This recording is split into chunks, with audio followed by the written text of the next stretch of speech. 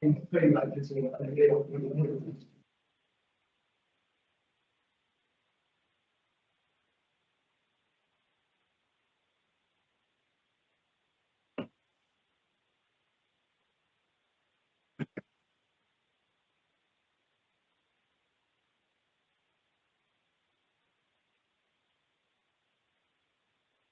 Good morning, my name is Paroles Officer Martinez. Today is Wednesday, April 2nd, 2025, and this is the hearing of the Connecticut Board of Pardons and Paroles. The following board members are present this morning by stating their names on the record. Service they have reviewed all statutorily required documents and available for information and preparation of this. Good morning, Mike Foltz. Good morning, I'm Panel Member Pereira. Good morning, Panel Member Rodriguez. Please state your name and inmate number for the record.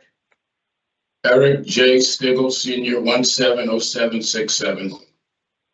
This hearing is being conducted in consideration of the parole application for Eric Stiggle, inmate number 170767.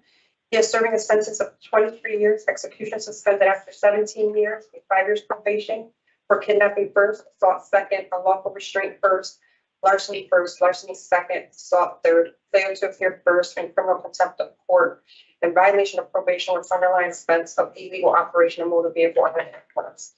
As of today, records reflect the parole eligibility date of August 8th, 2025. There is victim input in this case. No offender accountability plan for the offender was found in his DOC file. However, per the RT3M, Mr. Stiggle has completed multiple programs within the Second Chance program, including danger management, domestic violence, tier 2, helping men recover, rich dad, poor dad, silent sons.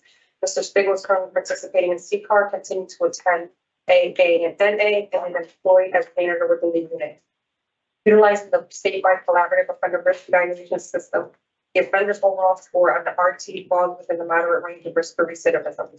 This is your opportunity to express to the board why you believe it should be granted parole. You may begin, Mr. Stiggle. Good morning. Morning. I first would like to say that I am very sorry for what I put my ex-wife through and Mrs. Woods. I was at a bad place in my life, addiction. I was off medication, but I make no excuse for that behavior. I was clearly wrong, and I'm terribly sorry. I tried to do my best to educate myself as far as my addiction and mental health. And I completed various programs. I tried to embrace and become deeper in my religion, Islam.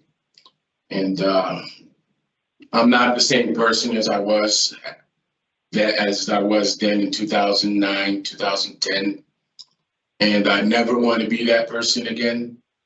I'm 54 years old now, and got various health problems, and I just want to do good. I'm involved in CCAR, heavily involved in CCAR, and I graduate from that program and become licensed in about 3 more weeks. And I just want to go to a halfway house and have a successful reintegration back into society. All right. Well, thank you, Mr. Stiggle. We've read about your background, what you've done that's gotten you to this incarceration, your criminal history, what you've done since you've been inside. And based upon that, we have some questions to arrive at your suitability for parole. We're going to take turns asking those questions. We're going to hear from the Office of Victim Services and victims in this case. Then we're going to talk about your case and give you a decision. Okay? Sure. All right, and we'll start the questions today with Board Member Barry. Thank you very much, Sir Chair. Well, Mr. Stiggle, I appreciate your expressing remorse for your actions and for your attempt to turn your life around and do better while you've been in the facility. I know that you have struggled to comply, but by receiving a few disciplinary infractions, and I did see that you participated in some treatment. Can you? Well, we're not here to relitigate your case. we would like to hear your version of what occurred for this kidnapping. Sure. Thank you. I was going through a divorce with Sarah, and I was trying to fix our relationship that was broken, and I was in denial that we just wasn't good for each other, and it was a bad fit. I was off medication, abusing alcohol and drugs, and me and Sarah got into a confrontation, and I assaulted her, and I took off to New York, and got arrested out there for this incident. I was wrong. I'm terribly sorry for that. She didn't deserve that, and I can't make no excuse for that. I can't blame it on the alcoholism, the mental health. I was just wrong, and I accept responsibility for that. I appreciate that, Mr. Stiggle. And again, I'm not trying to determine your guilt or innocence. We just want to see what you accept responsibility for. Do you know what injuries your victim sustained as a result of your assault on her? Not fully. I just know they reduced the charge to assault second, but I assume it was serious injury. I don't really know the extent of the injuries, but I accept responsibility for that, and I am totally sorry. And the best way, I'm sorry. That's what, go ahead, the best way. The best way moving forward that I can show true remorse is by not going back and, moving forward and trying to be a better person and never go back to that life again. I appreciate that. But in addition to the physical injuries that your victim sustained, what do you think the mental impact of this treatment has had on her? Very serious. I believe it had a traumatic impact on her. I believe that. I take classes for that, and I've learned about that. And Tell us about it. Tell us what you learned. Yeah, I'm involved in domestic violence and helping men recover. And part of that is understanding the trauma of what the mental abuse that abusers afflict on victims. And I'm sure that this had a very traumatic effect on the victim. Tell us And some of the symptoms of trauma. PTSD, depression. She might be in fear to be in a relationship again. But the PTSD is very serious. Exactly. Yeah. Exactly. Maybe her trust in men, Right. Doubting her decision making, all of those things are very, very significant, and they surpass any kind of physical injuries. A broken bone, they heal, Right. but those mental scars, they last a lifetime, And so, you in helping men recover, you talk about that. What do you guys discuss in that? We discussed our behavior towards the violent behavior in relationships. What are some of the root causes of that? How to stop it? Knowing your triggers. How you identify some of your triggers? I heard you talk about mental health and substance abuse. Would you like me to identify some of my triggers? Is that what you said? Yeah. Yes, please. I'm sorry. Financial issues, support, what's going on with my children, my family, my mom and my pop's health, a bad day at work, a number of issues. Yeah, there are. Do you understand in all those things you have no control over of those things? Right. I understand that. It's how we deal with those issues when we're confronted with them. Exactly. Yeah. And are you involved with anyone now currently? In a relationship, Yes. absolutely not. That is not my priority. I don't want anything to be in a relationship. I must rebuild my life first and take care of myself. And to engage in a relationship would just be a distraction, and I'd rather not. And do you have children with this victim? No, but I do have children. And what do they think about your actions? Well, my children and family, they were very upset. They were hurt. They were embarrassed. They've forgiven me. They still love me, and I understand that my parents they just can't go through that again. It hurt my parents. How many years have you been down, Mr. Stiggle? 15 and a half. A long time. Go ahead.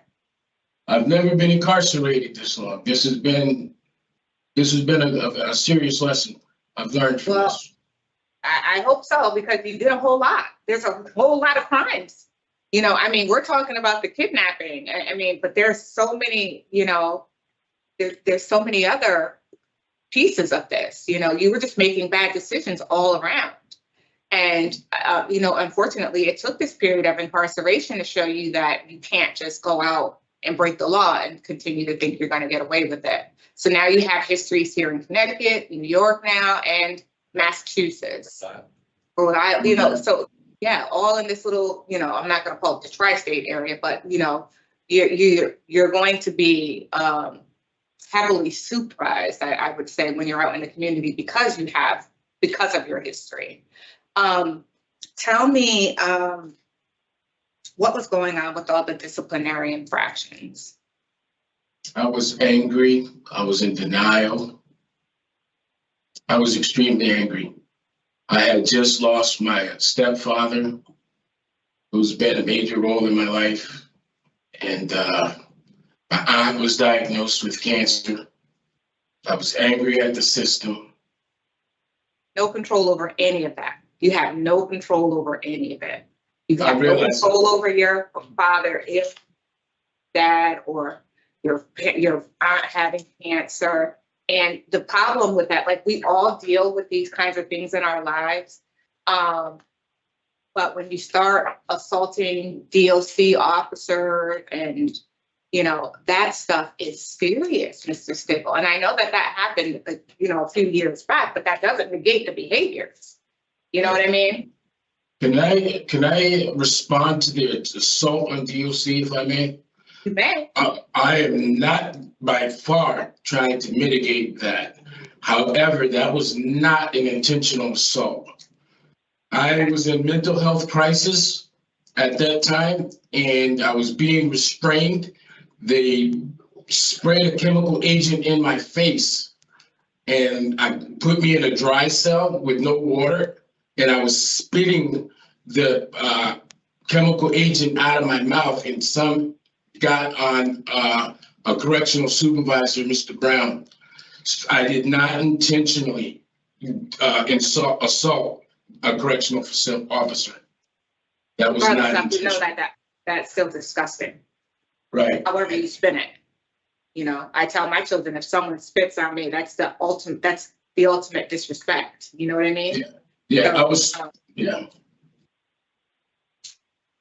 All right, so I'm going to ask you one last question. You talked about your programs and some of the things that you've learned and insight that you've gained from the programs. You talked about your offense and your acceptance of responsibility. Talked about your disciplinary infractions. You did explain that, you know, why you incurred so many. So I want, well, maybe two questions and then I'm done, Sir Chair, I'm sorry. But so one is, moving forward, you talked about your mental health and the substance abuse piece. What plans do you have in place when you are released from the prison and return to the community? What plans do you have in place to address both of those issues? As far as mental health, I'm going to enroll back into counseling at the Community Health Center in New London. And I'm heavily involved in my religion. I'm a Muslim, and I will be getting counseling from the Islamic Community Center and the Islamic Center of Groton in Groton. And I'll be receiving counseling with our imam weekly. All right.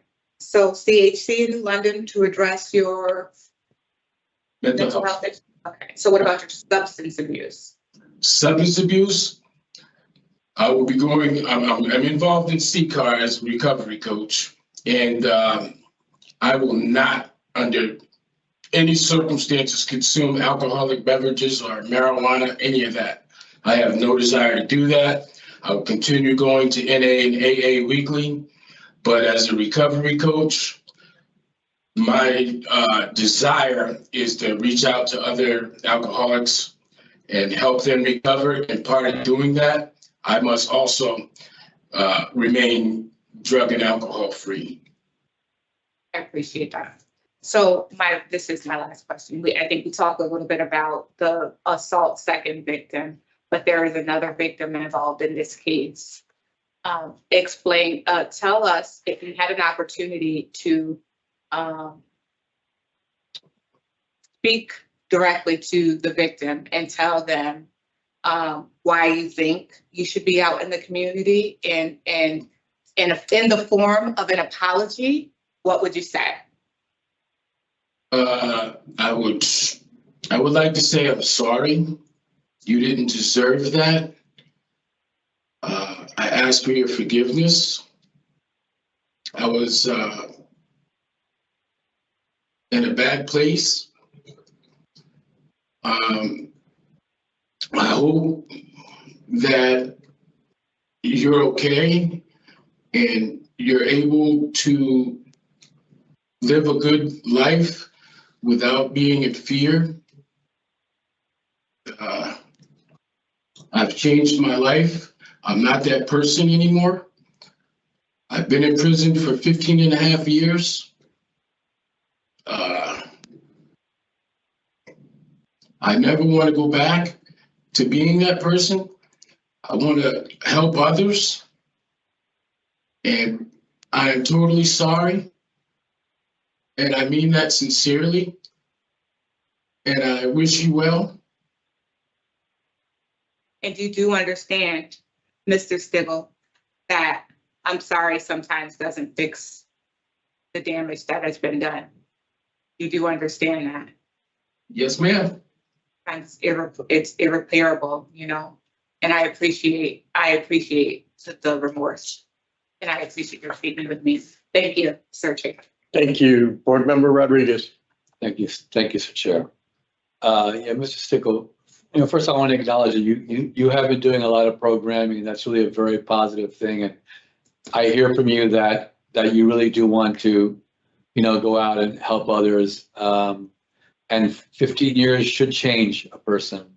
And I hope that you really have taken these 15 years and really done some serious internal thinking about those things that have made you the person that you are. We're talking about 30 years of a criminal history with you, and lots of assault charges in your criminal history. So a lot of violence in your background. I'm glad to hear, your remorse and your apology in all of this.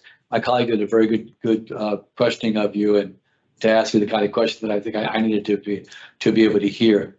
But I have to tell you, I still share some very concerns about the nature of this offense and how serious it really was, what you did. And I'm still not even sure. Did you, in fact, take this person with you at the time of this assault? That's how you got the kidnapping charge? Because I didn't hear that when you talked about what happened. It sounded as if you left and went to New York on your own. No, she was with me. Oh, okay, so you did take her. That's where the kidnapping came in. Because I didn't hear that, and you responded to my colleague. And again, I appreciate the work that you've done, but boy, it's hard to get past your history and the stuff that you've done and the damage that you've done. God knows to what other people you may have done this to. And I want to let you know that I'm struggling with that right now. I want to be honest with you. Okay, but I do think that you've really done some hard work on yourself, and you've really looked like you've put a focus in your life to try to really change some things in the world. And I'm glad to hear that. I really am. I hope you're going to do something about continuing your education as well. Absolutely. And making sure you can continue that. I don't have any questions, Mr. Chair. Thank you so much. Thank you, Mr. Stiggle. Thank you, Board Member Rodriguez. Mr. Stiggle, the only thing I want to follow up on is recovery in the community, right? I know the program that you're in very well. I also know recovery very well. And the thing is that we have to make sure that when we're in the business of helping people, first person we help is ourselves. So a smart recovery coach has a recovery coach.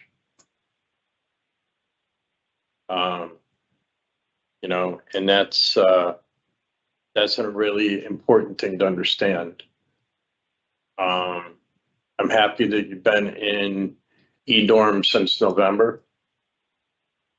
And that, that you're getting a lot of programming that other people in DOC actually don't even have access to. And it's process, and it's a long road. And there's an intersection between mental health and addiction. So it's about taking care of both, right? And that's really important. So, I really want you to consider those things, but finding yourself that recovery, that spiritual community that'll be there to support you on a daily basis is incredibly important. So, so where we are at this point is I'm going to ask the Office of Victim Services to facilitate victim input.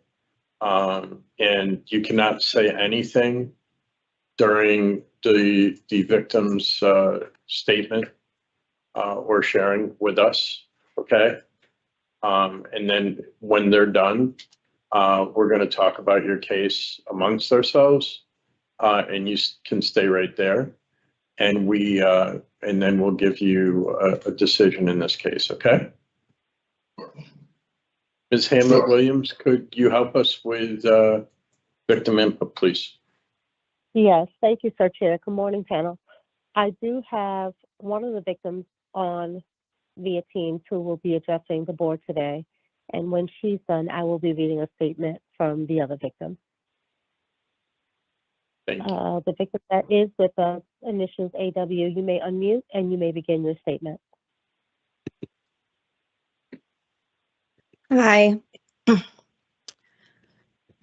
I'm reading my statement in the form of the questions of that Victim Services sent me. Has the crime affected you physically? I suffered from a diagnosis of PTSD almost immediately after the crime.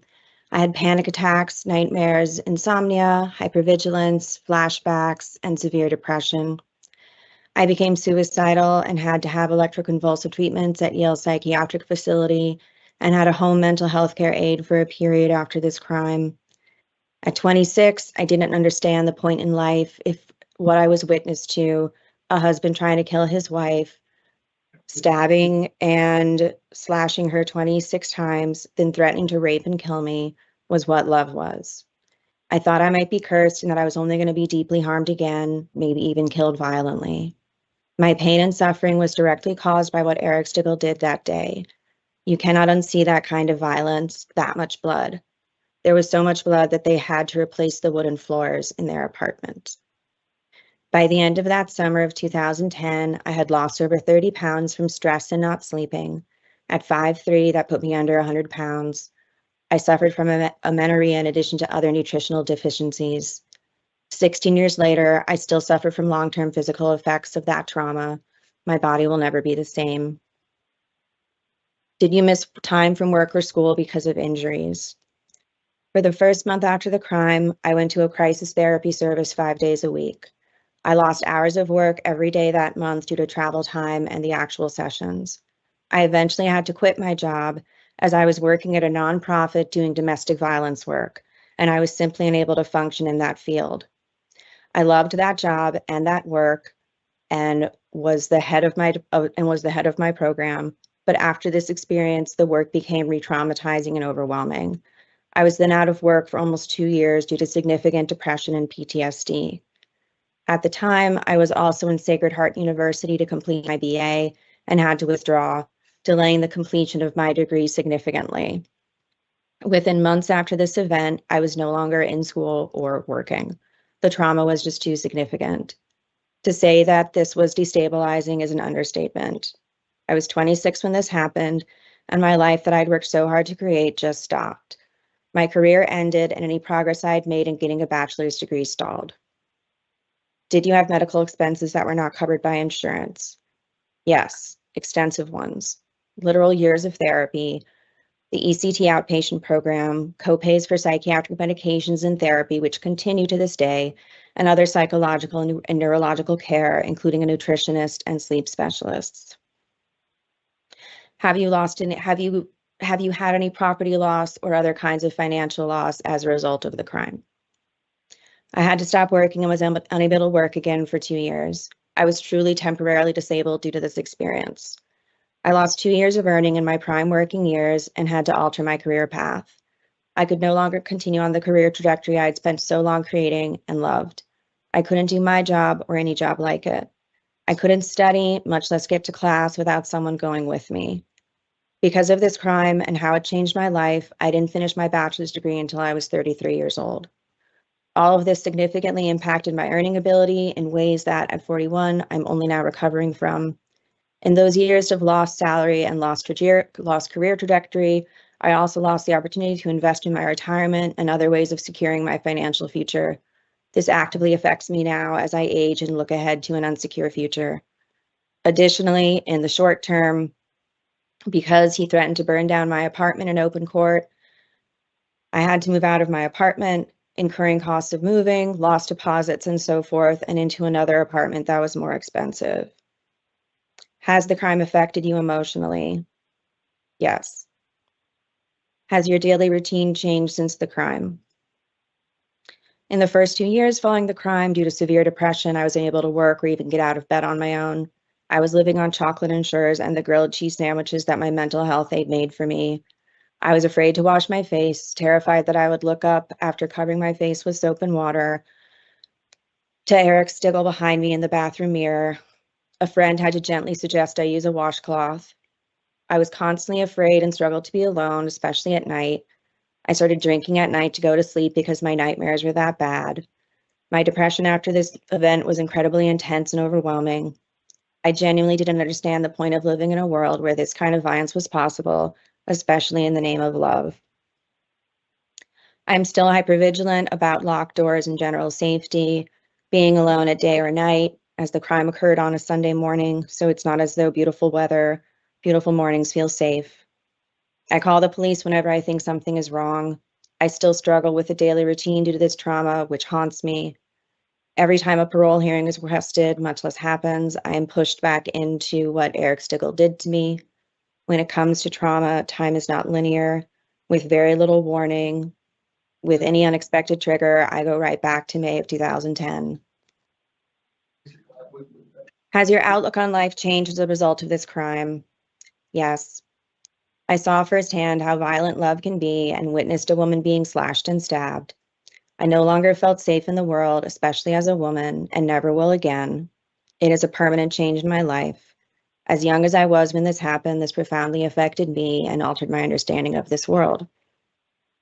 Has the crime affected those people close to you? It was devastating and very scary for my friends and family. The morning it happened, my mother, knowing as a mother does that something was wrong, came to my apartment to see why I wasn't answering my phone. I have no doubt that when she drove onto my street, packed with police cars, that she thought I was dead. I cannot even fathom what that was like for her. For weeks, my mother took me to therapy appointments, using her PTO for me, and continued throughout the process. I had to start staying with friends because I was too scared to go to sleep in my apartment, afraid Eric Stiggle would come back, especially in the first week when he wasn't caught, and then again when he was a fugitive a few months later. I no longer felt safe with anyone, and those close to me were very aware. All these years later, I still rely far too much on people in my life, my mother and friends, and I'm someone who can still be seen as broken because of a crime I had no control over. I continue to suffer from depression, PTSD symptoms, and insomnia. I enter all relationships with significant and dark baggage from this crime. Has it affected your relationships? Yes. While I understood hypothetically that people are capable of such violence, seeing it right in front of me was deeply affecting.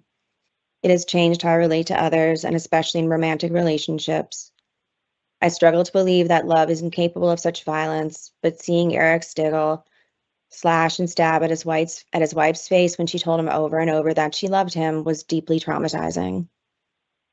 I'd like to think that I've had enough time in therapy to heal, but this happened at an incredibly vulnerable time, and I can never unknow that experience. The Allison was the day before this crime occurred is someone I will never again know. She is a stranger. I can never be naive in thinking I'm truly safe with another person, because I'm not. Unfortunately, I know that as a fact. I want to note, 16 years later, at 41, I have finished my degrees, I've published my first book, I have 3 wonderful cats, and I have many dear friends. The fact that I finally created a stable life for myself in no way diminishes the pain, fear, and trauma that Eric Stiggle caused in 2010 and continues to cause and will cause for the rest of my life. I regret more than anything that my life was ruined when I was 26 and that I lost so many years to the trauma of this horrific crime. While I really appreciate that that Eric has done so much work in prison, and I really do believe that people have the capacity and capability to change, I would like to officially be on record as being against. We can't hear you. Hang it. Oh, can you hear me Ms. now? Hamlin-Williams? Oh, What's your try? we just missed. Can you hear us now? Yes. I That was just last saying. piece we missed. Okay, I was just saying that while I really appreciate all the work that Eric Stiggle has done in prison, and I do believe in the capacity of people to change, I would like to officially be on record as being against any sentence modification for this defendant in regards to this crime. I'm not in support of him being released early or being eligible for early parole. Thank you Thanks. very much for an incredible, meaningful statement to us.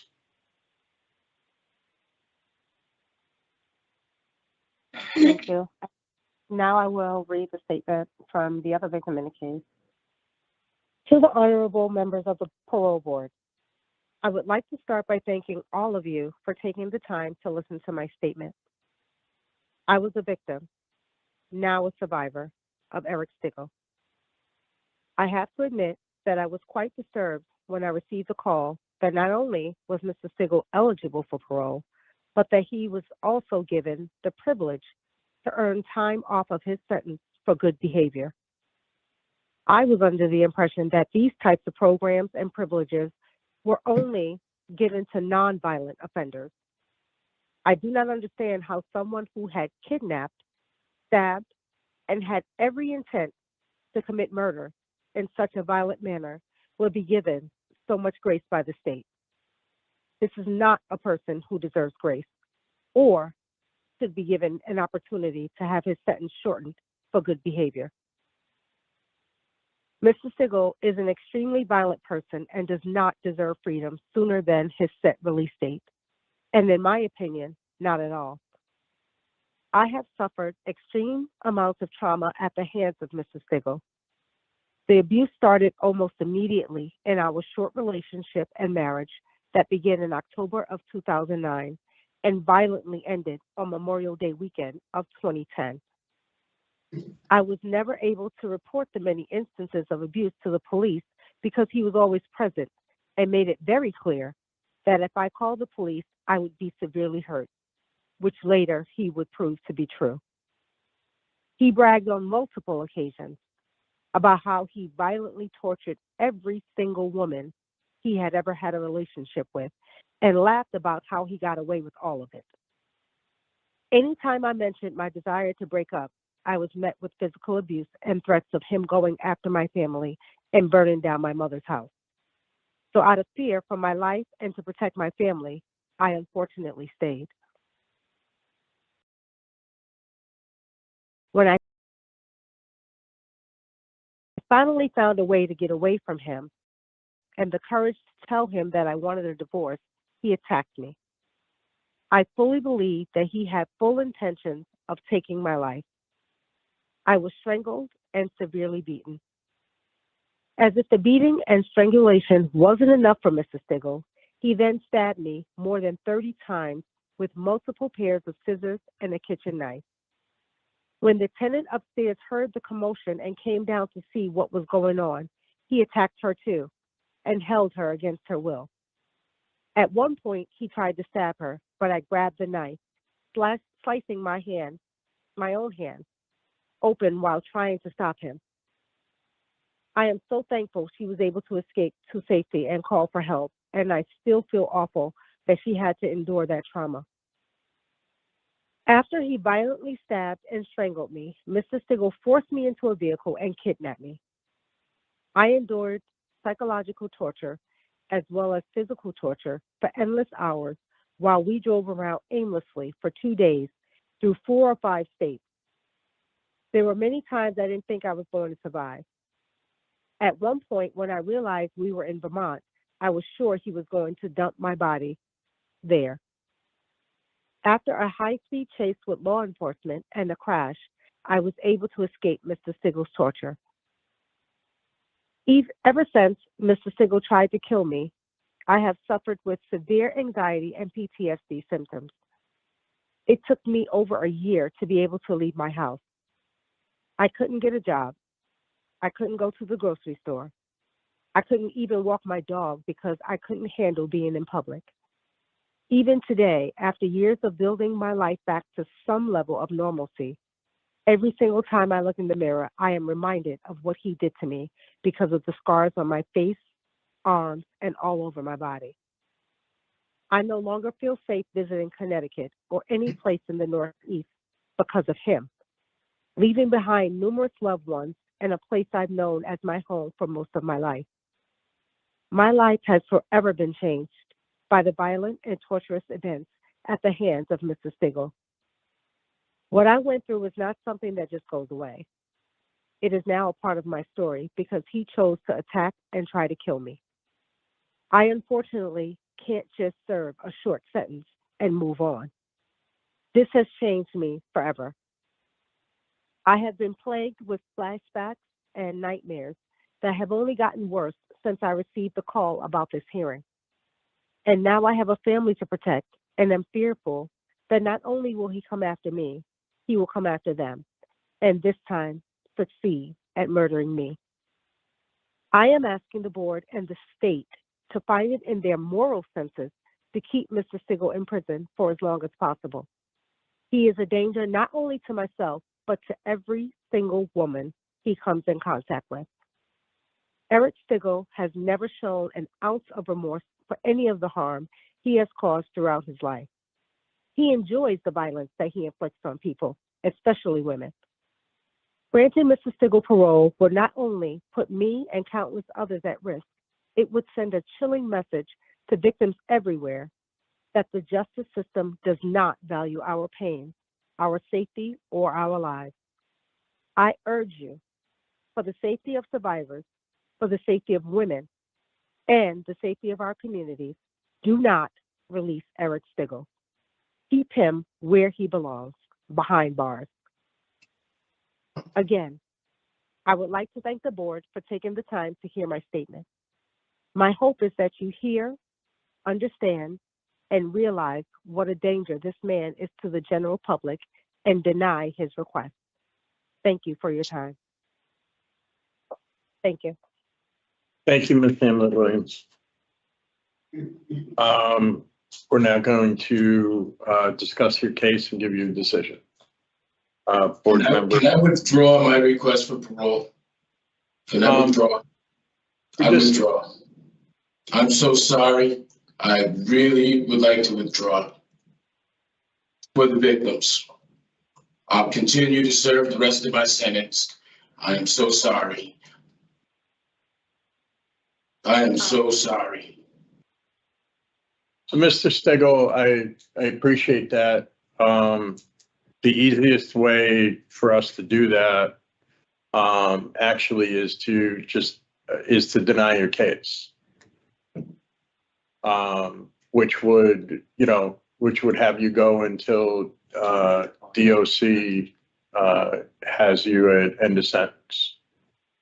I appreciate that, though. Yeah. I appreciate the fact that you are withdrawing the parole request for the injury and impact to the victim. So, Sir Chair, that would be the reason, and I will know that in the written decision, the nature and circumstance as well.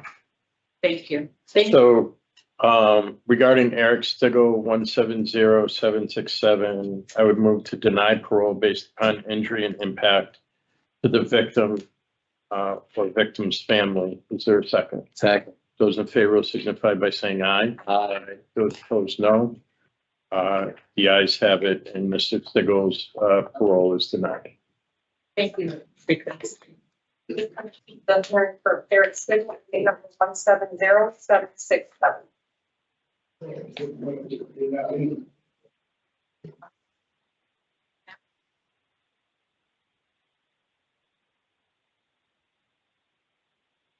Want anybody next, or is it just first come, first serve now?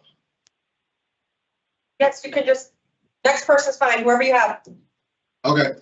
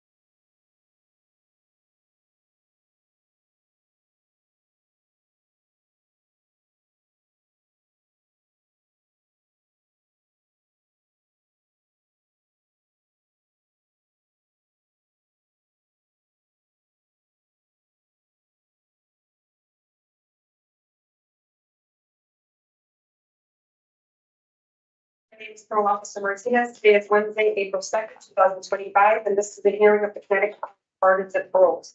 Following board members are present this morning and by stating their names on the record, certified they have reviewed all statutorily required documents and available for information and preparation of this hearing. Good morning, Mike Paul. Panel Member Berry, good morning. Good morning, panel member Rodriguez. Morning. Please state your name and inmate number for the record. Matthew Phillips, 320697. This hearing being conducted in consideration of the parole application for Matthew Phillips, inmate number 0695. This serving a sentence of 3 years jail for less than 6 and violation of conviction with underlying offense of forgery, sworn failure to appear second. As of today, records reflect the full eligibility 2025.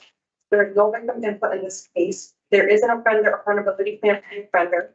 Mr. Phillips is employed in the kitchen, is attending the mental health program, is participating in event pay and in church food coach. Mr. Phillips is currently on the wait list for voices and HR referral to patient employment service. Utilizing the statewide collaborative offender risk evaluation system, the offender's overall score of the SRT falls within the high range of risk for recidivism. This is your opportunity to express to the board why you believe to be ready for role. May begin, Mr. Phillips.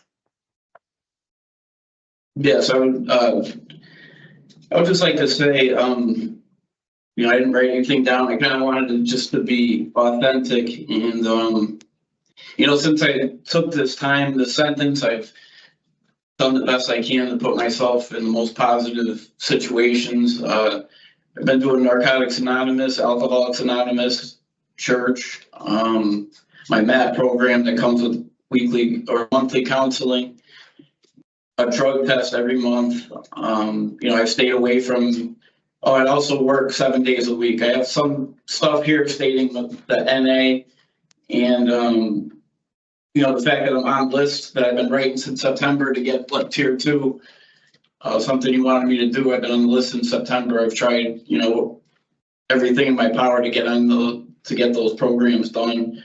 But, what I could do that were in my power, I did. And, and I'm also on medication. So I see my therapist bi-weekly. And, I've had a year, 14 months clean now from substances and on my medication, and I feel good.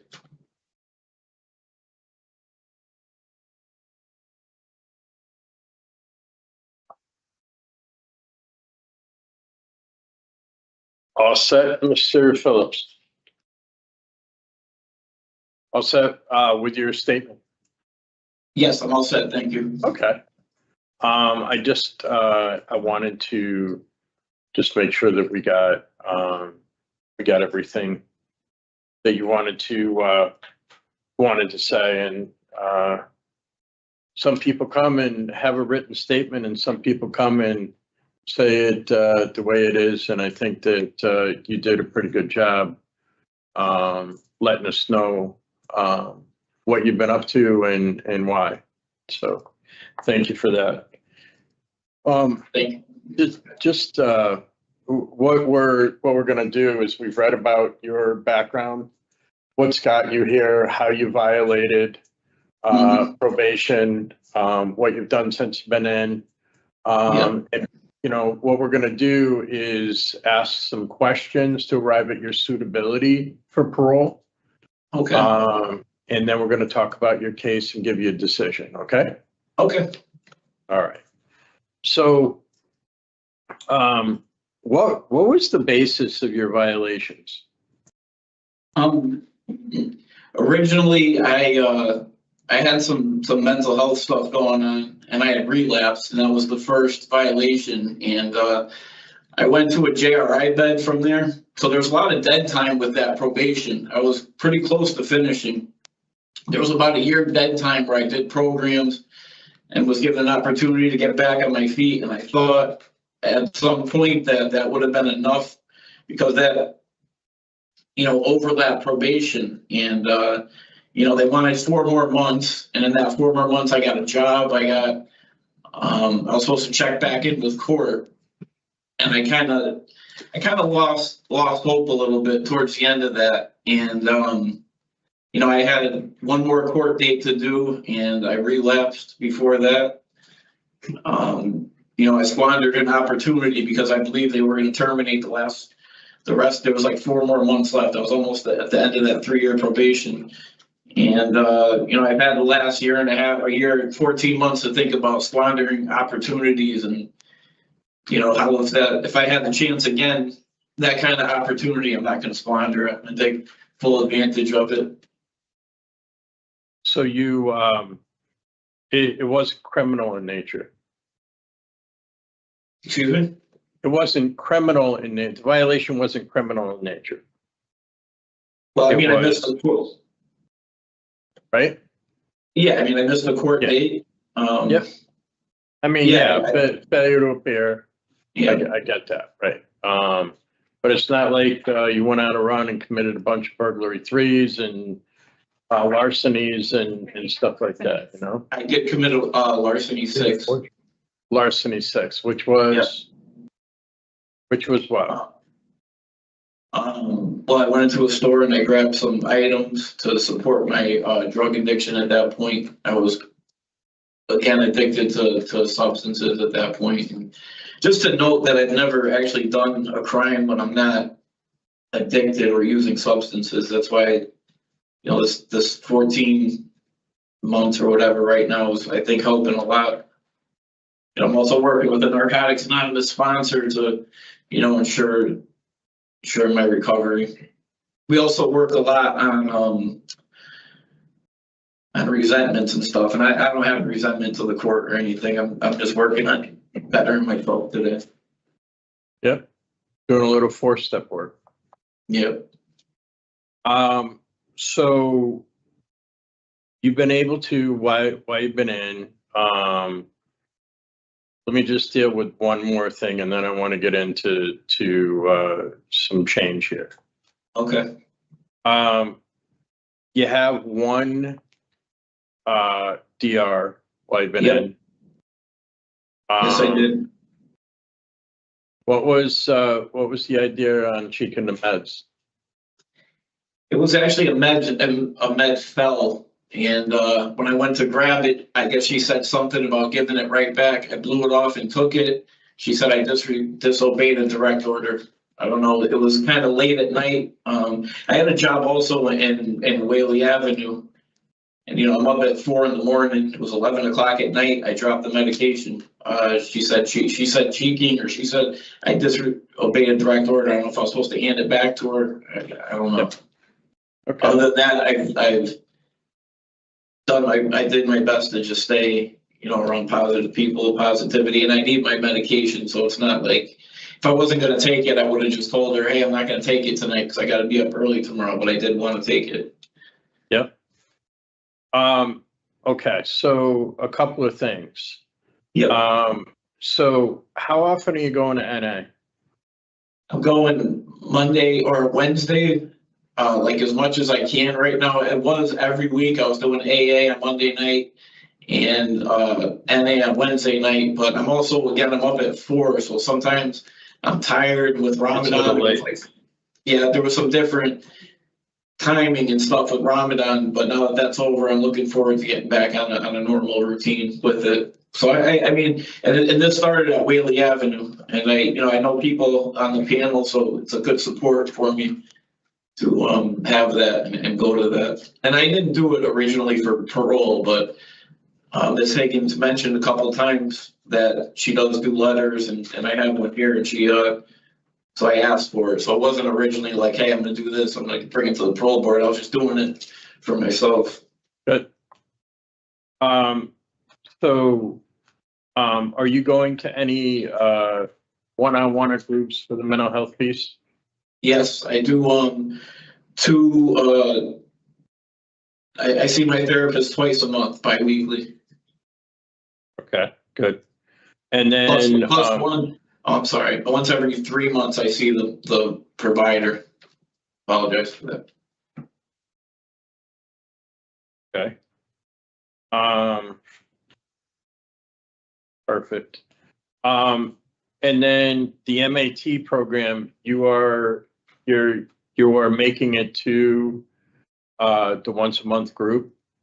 Yes, I make it to the once a month group, and it's been beneficial to me. And we also do a drug test once a month to ensure that, we're not playing games with it. Okay, and there's been no problems with that, obviously, because No. there'd be a ticket. Yes, absolutely. Okay, so sometimes things get a little confused. So you have a referral for addiction services, but you are partaking in addiction services. Yes. So the question that I have is, you have some experience with recovery in the community? Yes, absolutely. And how long in the community have you had a period of clean time? Recently, 4 years I had from 2019, I believe it was. I was released.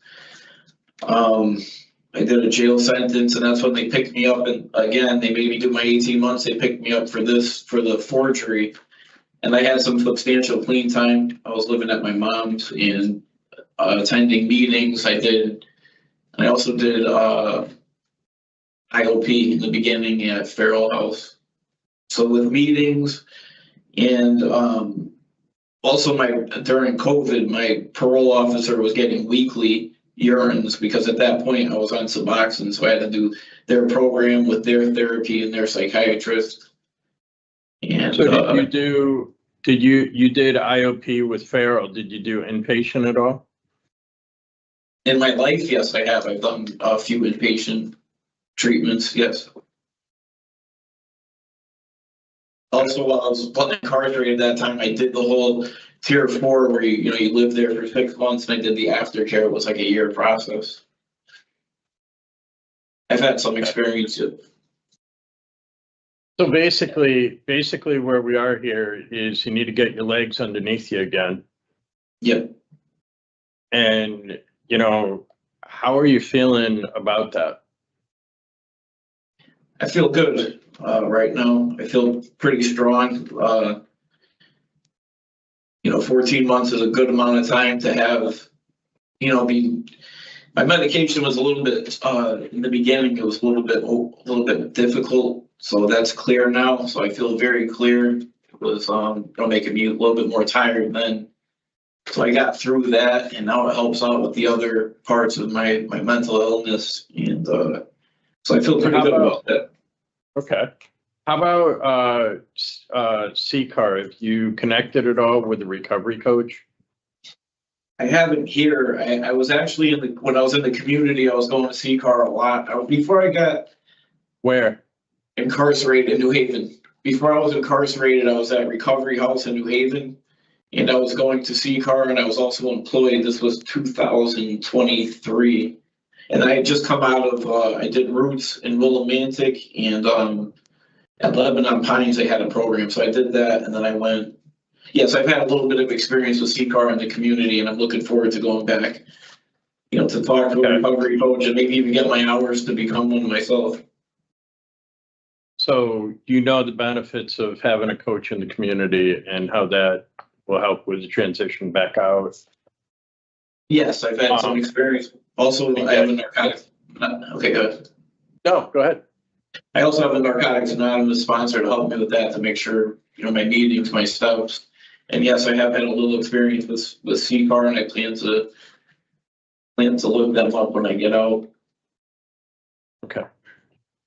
I don't have any. Go ahead. If I was to make parole, I was wondering if, you guys could do almost do you do any can you recommend me to a certain place, like maybe Open Heart? I've had some success over there with working and their program. They have on-site NA meetings. They have a lot of good stuff going on there. So if you're successful with parole, I think what you want to do is to talk to, when they come talk to you. Okay. Talk to them about it. Right? Okay. I mean, there's a lot of guys on parole that, well, all of them pretty much over there. So I don't have any further questions. I want to see if any other board members have questions. Thank you. Board Member Rodriguez. Thank you. Yeah, Mr. Phillips, just a couple of things I'm interested in, because you obviously you've had an addiction issue. You have an addiction issue.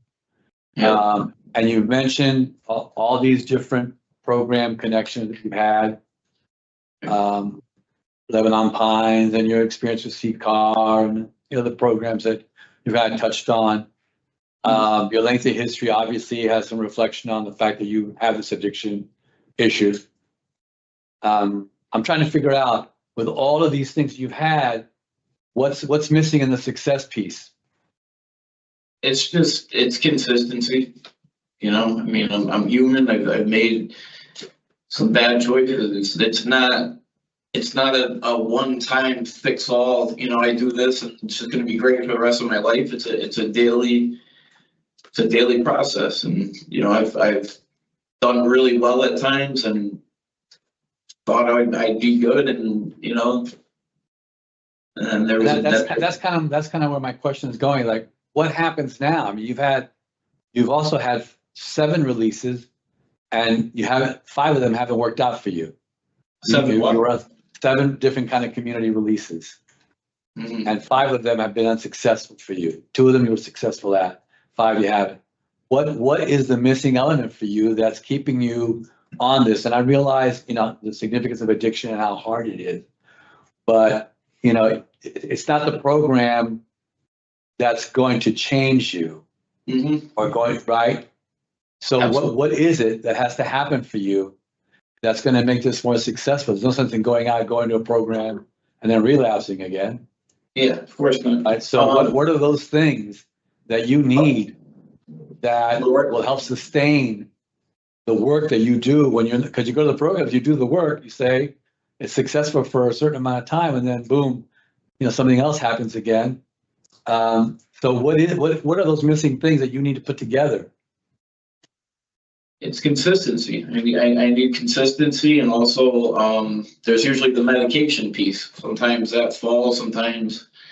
But it seems to me No, that you sure. said you had 4 years of clean time, you said, right? Yes. So you I must mean, have I had, think I had like maybe a 1 night or 2 night use a couple times in that 4 years, but yeah, basically it was 4 years of clean time. so Like a what couple was, slips. how did you maintain that consistency for those 4 years and all of a sudden, boom? Listen, I did the Suboxone program in combination with Narcotics Anonymous, and I stayed consistent with my medications and counseling. So it was like a 4-part ordeal. I was staying at my mom's, and she was a good advocate. She helped with my motivation at the time, and things were going good. I think the missing piece is just making sure that, you know, the medication stays on, so I don't have major dips into depression or anything of that nature. Yeah, I mean, I hear that too, because that's worrisome for me, because, you know, you're going to get lots of pressure on the outside now when you are finally out again. And how do you use the tools that you already know about? It's not like you said you went to tier 4, you get all these great programs, and they want to give you all of these tools in those programs, but something happens that you don't use them. You know, for me, the That's missing fair. element is you. Yes. It's you. It's you, like you said, your choices, your decision making.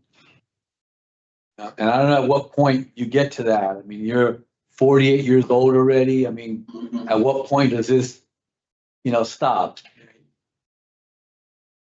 Like it to be right now. I'm tired, you know, I'm tired of this, and I want better for myself. Do you think there's any additional program that you need before you're out that will? I mean, I don't know. You haven't taken all your programming, right?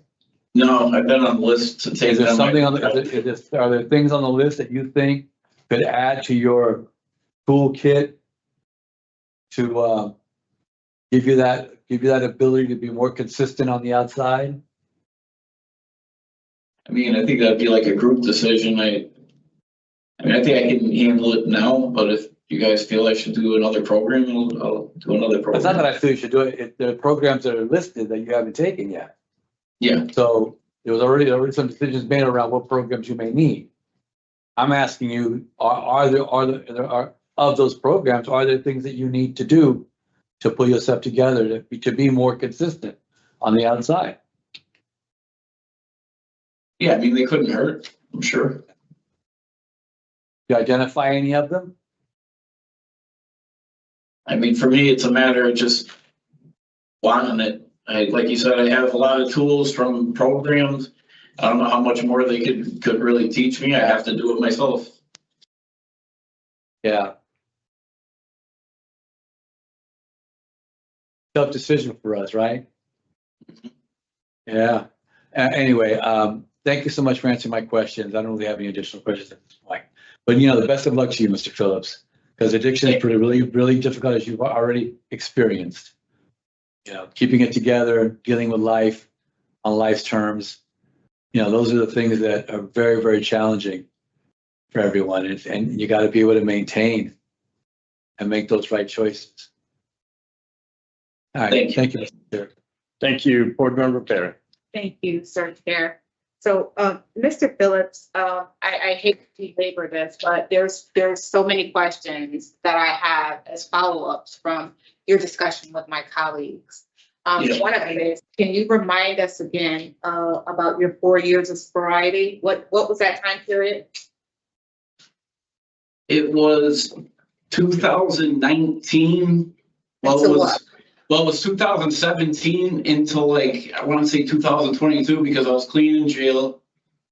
Okay. I got out. Right. I'm going to stop you there. I'm going to stop you because I'm looking at your arrest warrant with probation, and it says that you were given the 2019, October 2019. You were given the 3 years of probation for the forgery, right? That was the whole bank scheme, the check scheme thing, right? Yes, but I had gotten out of just doing 18 months and I had been clean before that. But I'm looking at your history in the prison, and you've been in and out. I'm going to show you from 2000. You went 2017. You were discharged in September 2017. Then you were readmitted again in November 2007. Then you remained in the prison until 2019, and you were released. No, I wasn't released actually. They rearrested me because I had a warrant out there, and that's when they. No, not for probation, for the forgery charge. They held the forgery charge while I did from 2017 until 2019. They didn't let me go out of the jail. They rearrested me right there, brought me back into jail, started the process there. So I had been clean before that. So you were in prison, it says, until May 6th of 2019. 19, yes. And then I went to and then I went to Renaissance West. They gave me a JRI bed. I stayed there until. Give me 2 seconds. Okay, so from May 6th up until November 2019, you were able to stay clean. I was clean from 2017 until that November. I used once in November, yes, after that. And then I was clean again for another 2 years. I need you to let me talk, Mr. Phillips. I'm sorry. So because I'm looking at what you're saying to me, and it's not adding up. So you're saying that the 4 years of sobriety was the time that you spent in prison. Yes. Up until your relapse in November or December of 2019. Yes, I said there was a couple times where I used once. There were more than a couple times. There were more than a couple times is what I'm trying to tell you. So it was not 4 years. It looks like it was about 2 years. It looks like but you were in prison during that time.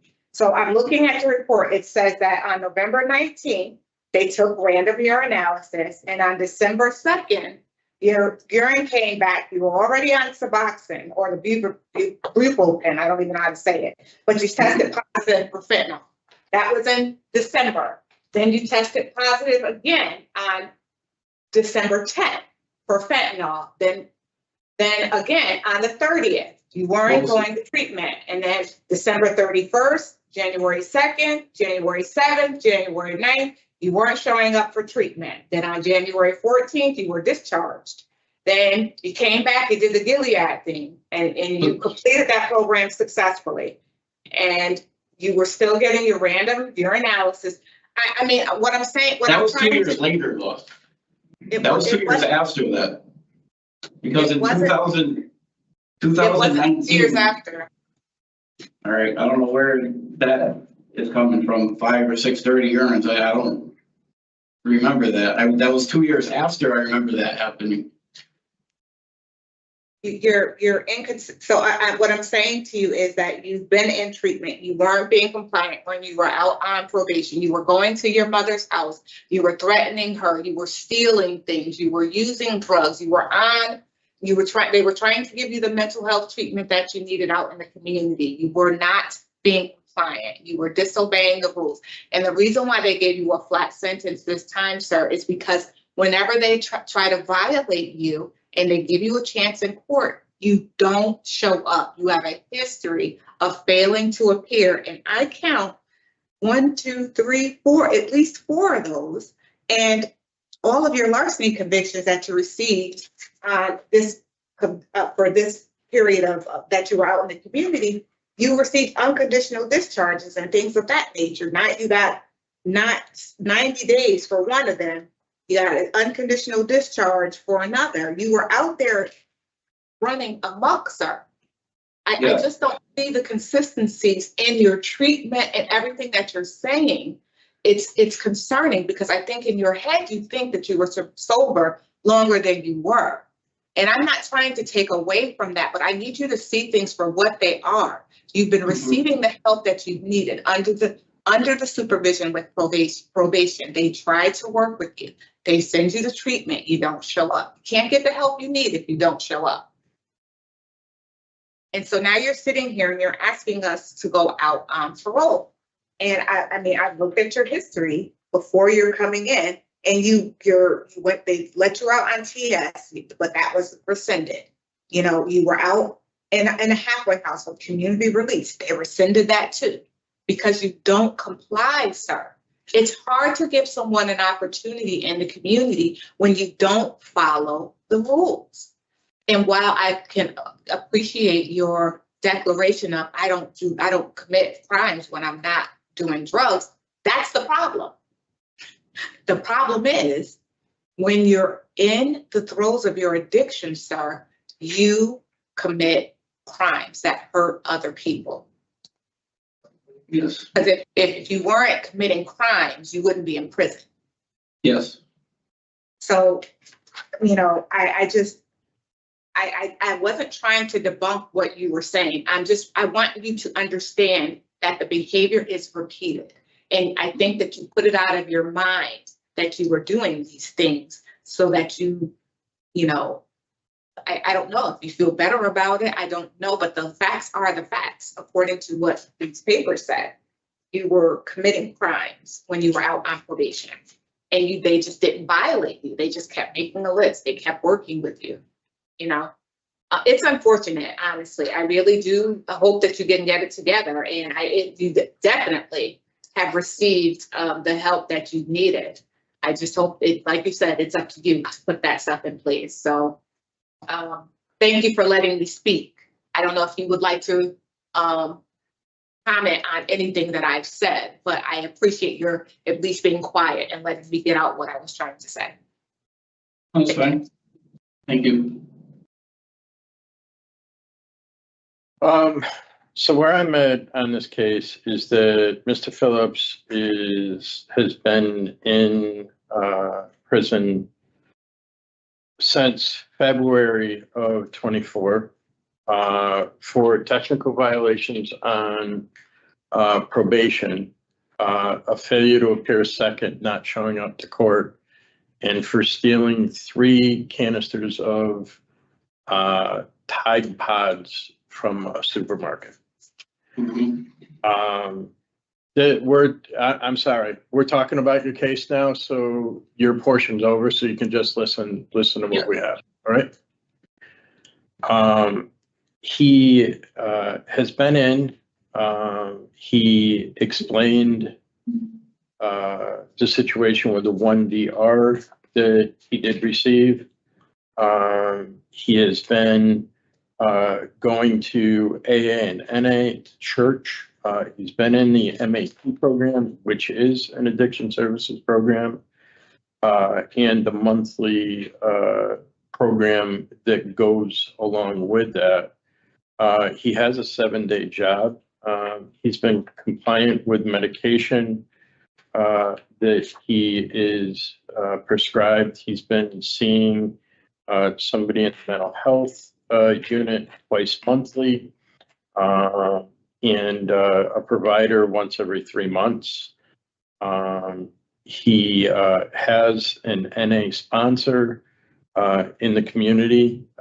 He has familiarity with CCAR and the recovery community centers and knows the value of a recovery coach. My initial thought coming into this was had something to do with tier 2. However, the combined sum of what he's been doing and combine some of what he's been doing with the meetings and other groups and such that he's participated in. I mean, he knows what the deal is with what he would experience in tier 2 already. He has a flat sentence. It was pointed out that he struggles on supervision. However, I think that having a year and 4 months on parole would be beneficial to being stable in the community. The types of offenses that he commits, if he does relapse, are, larceny is failure to appears. The highest larceny was there's one larceny 5 on his record. I think that stability is what would best serve Mr. Phillips. So I would support his parole in this case. Board member Rodriguez. Mr. Chair, thank you. It's the fact that he's had so much programming already and been struggling with his ability to be successful on the outside, and even by his own admission, says he could still use some additional programming. When I asked him about it, I don't know. He's already had a lot of programming that he's done. He's had 5 unsuccessful releases. I think my colleague, Bantam, laid out some of the situations with his lack of consistency on the outside, his criminal history, even though some of the offenses were not of a violent nature, still have their own set of victims. He had a forgery that was part of the underlying probation that was in lots of money that were involved in those forgeries. I'm really at this point, and although he talked about CCAR, he talked about it as something he had known about and experienced, not something he had been in contact with or connected with, or had even done any of that with. He may have a sponsor. I think for him, it's easy on the inside because probably there's more stability for him on the inside and more consistency on the inside for him than there is on the outside. He seems to really get in trouble when he's on the outside. I'm a denial for today. I'd be willing to bring him back and hear what other growth he's done in this and see if he's got a real, true, strong recovery plan set up for himself. Or because I think that that's his issue is addiction. And it's something that he really has to grapple with. And I don't know that he's gotten to that point where he's decided that this is something he needs to really do. He's had programs that are good programs and they haven't worked for him. And that's kind of where I'm at this point. I think he's doing some work. I think he's attending the NA. He seems to be getting started on that. Again, I don't think he solidified himself in terms of being set up to be on the outside and handle the stress. Because I hate to see him go outside and violate his parole and find him back here again under a violation. That's kind of where I'm at this morning. Board member Barry. Thank you, Sir Chair. I appreciate the discussion. I can see things from both perspectives. But unfortunately, I see things a little bit differently, of course. So the chicken meth thing was very concerning to me. So I don't know, I understood, I heard his explanation, and he gets up at 4 a.m. to have to go to work, and he didn't want to feel this way, and I don't think we can discuss why he didn't take his medication out in the community. So those two to me, that's a concern. Another issue that I had is that Mr. Phillips was on Suboxone or on some medicated assistance when he was out in the community under prior supervision, but that still did not deter him from using drugs on top of that. That's a problem for him. He's been serving time in prison, short sentences all along, and he hasn't been able to get himself together for a number of years. And I heard him say, like, I mean, I was listening, even though I probably looked like I was, but I heard him say, you know, it's not something that you just fix overnight, and I get that. I honestly do understand that addiction is a lifelong disease, that it's something that he's going to have to deal with. Unfortunately, the drugs that he's chosen as his drugs of choice are very difficult to come off of or just to walk away from. And I sympathize with that. I'm of the opinion that Mr. Phillips is where he needs to be to continue working on himself, to continue maintaining his sobriety. He struggles significantly. He's out in the community with his decision making that leads him back to prison. While I want to offer many of the people that we see some kind of support in the community, when you have that kind of support and you don't take advantage of it when you're out there, that's when it becomes a problem for me. So I do not have him voted to parole today, and I do not have him return this. Are you bringing him back or not? What's the situation? I would bring him back. I'm in denial, but I would. When? He's got a year and. He's out November 5 months, 6 months, a year and a half almost he's got. November 26th. Yeah. Oh, He's not even eligible until July, so. right. Yeah, I would say by January, but they give him time to do some stuff. That gives him a whole year to be able to go back out. Well, Almost a year, give you him 11 mean- months. Year 20. so if we hear him in November, we're hearing him November. If we're hearing him in November, then he goes in the waiting period for halfway house. So that's what, 9 months? No, I'd say. And then- April. Or if we hear him in January, maybe by March, he finds a halfway house. No, we can do it. I mean, 7 months, they give him time now. Okay.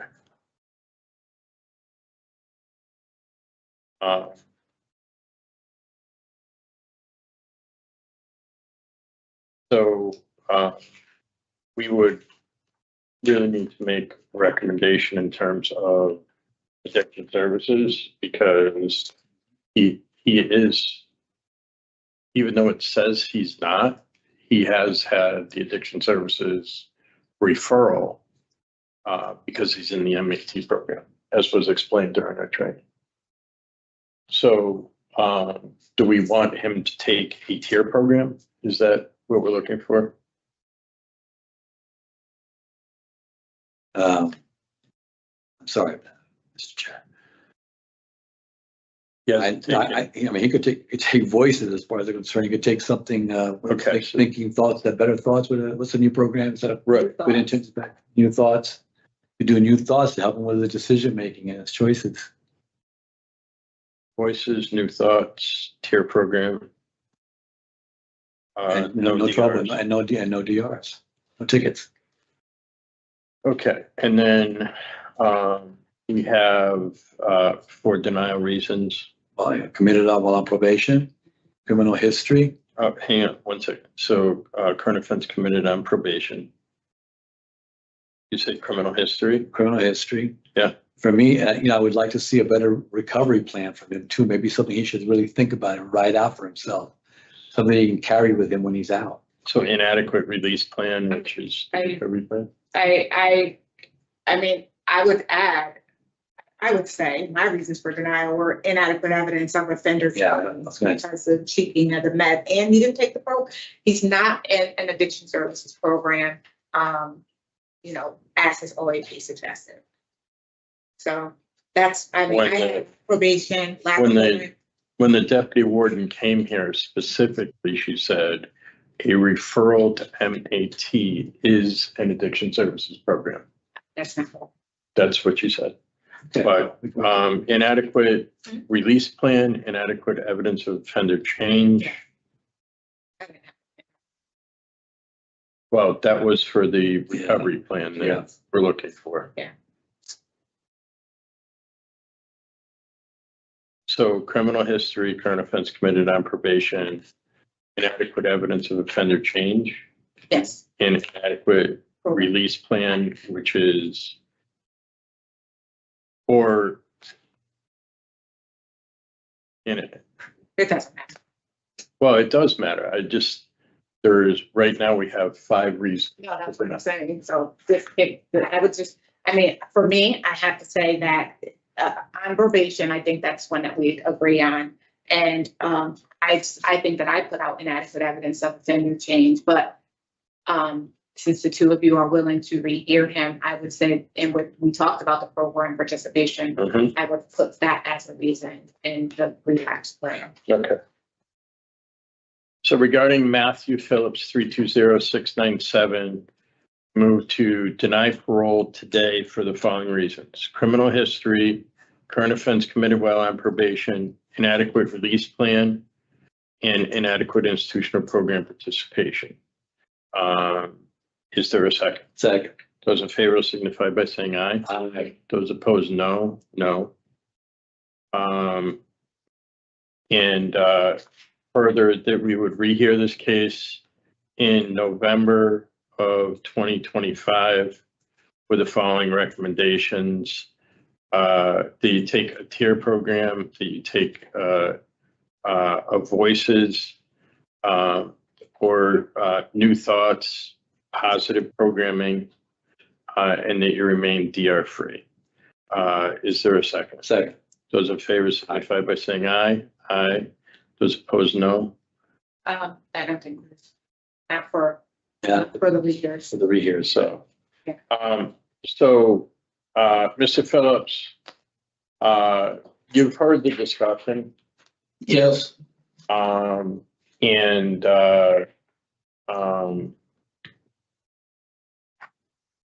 We would like to rehear you in November. Yep. And there's the opportunity for a tier program, voices. Yep. There's a new program called New Thoughts. Or other positive programming, those types of things. And just not receive any further disciplinary reports. Can I speak for 1 second? Now, do I get pushed up or anything? I mean, these lists, because I have something in my hand saying that I'm on these lists. They just haven't. I've been on these lists in September. It may help. All right. Okay. Yeah. All right. We just if you can go out and get some more programming behind you, that'd be great. All right. Okay. Thank you very much. Yeah, can you take a quick break? Sure. Thanks. Number 20697. Yeah. Thank you so much.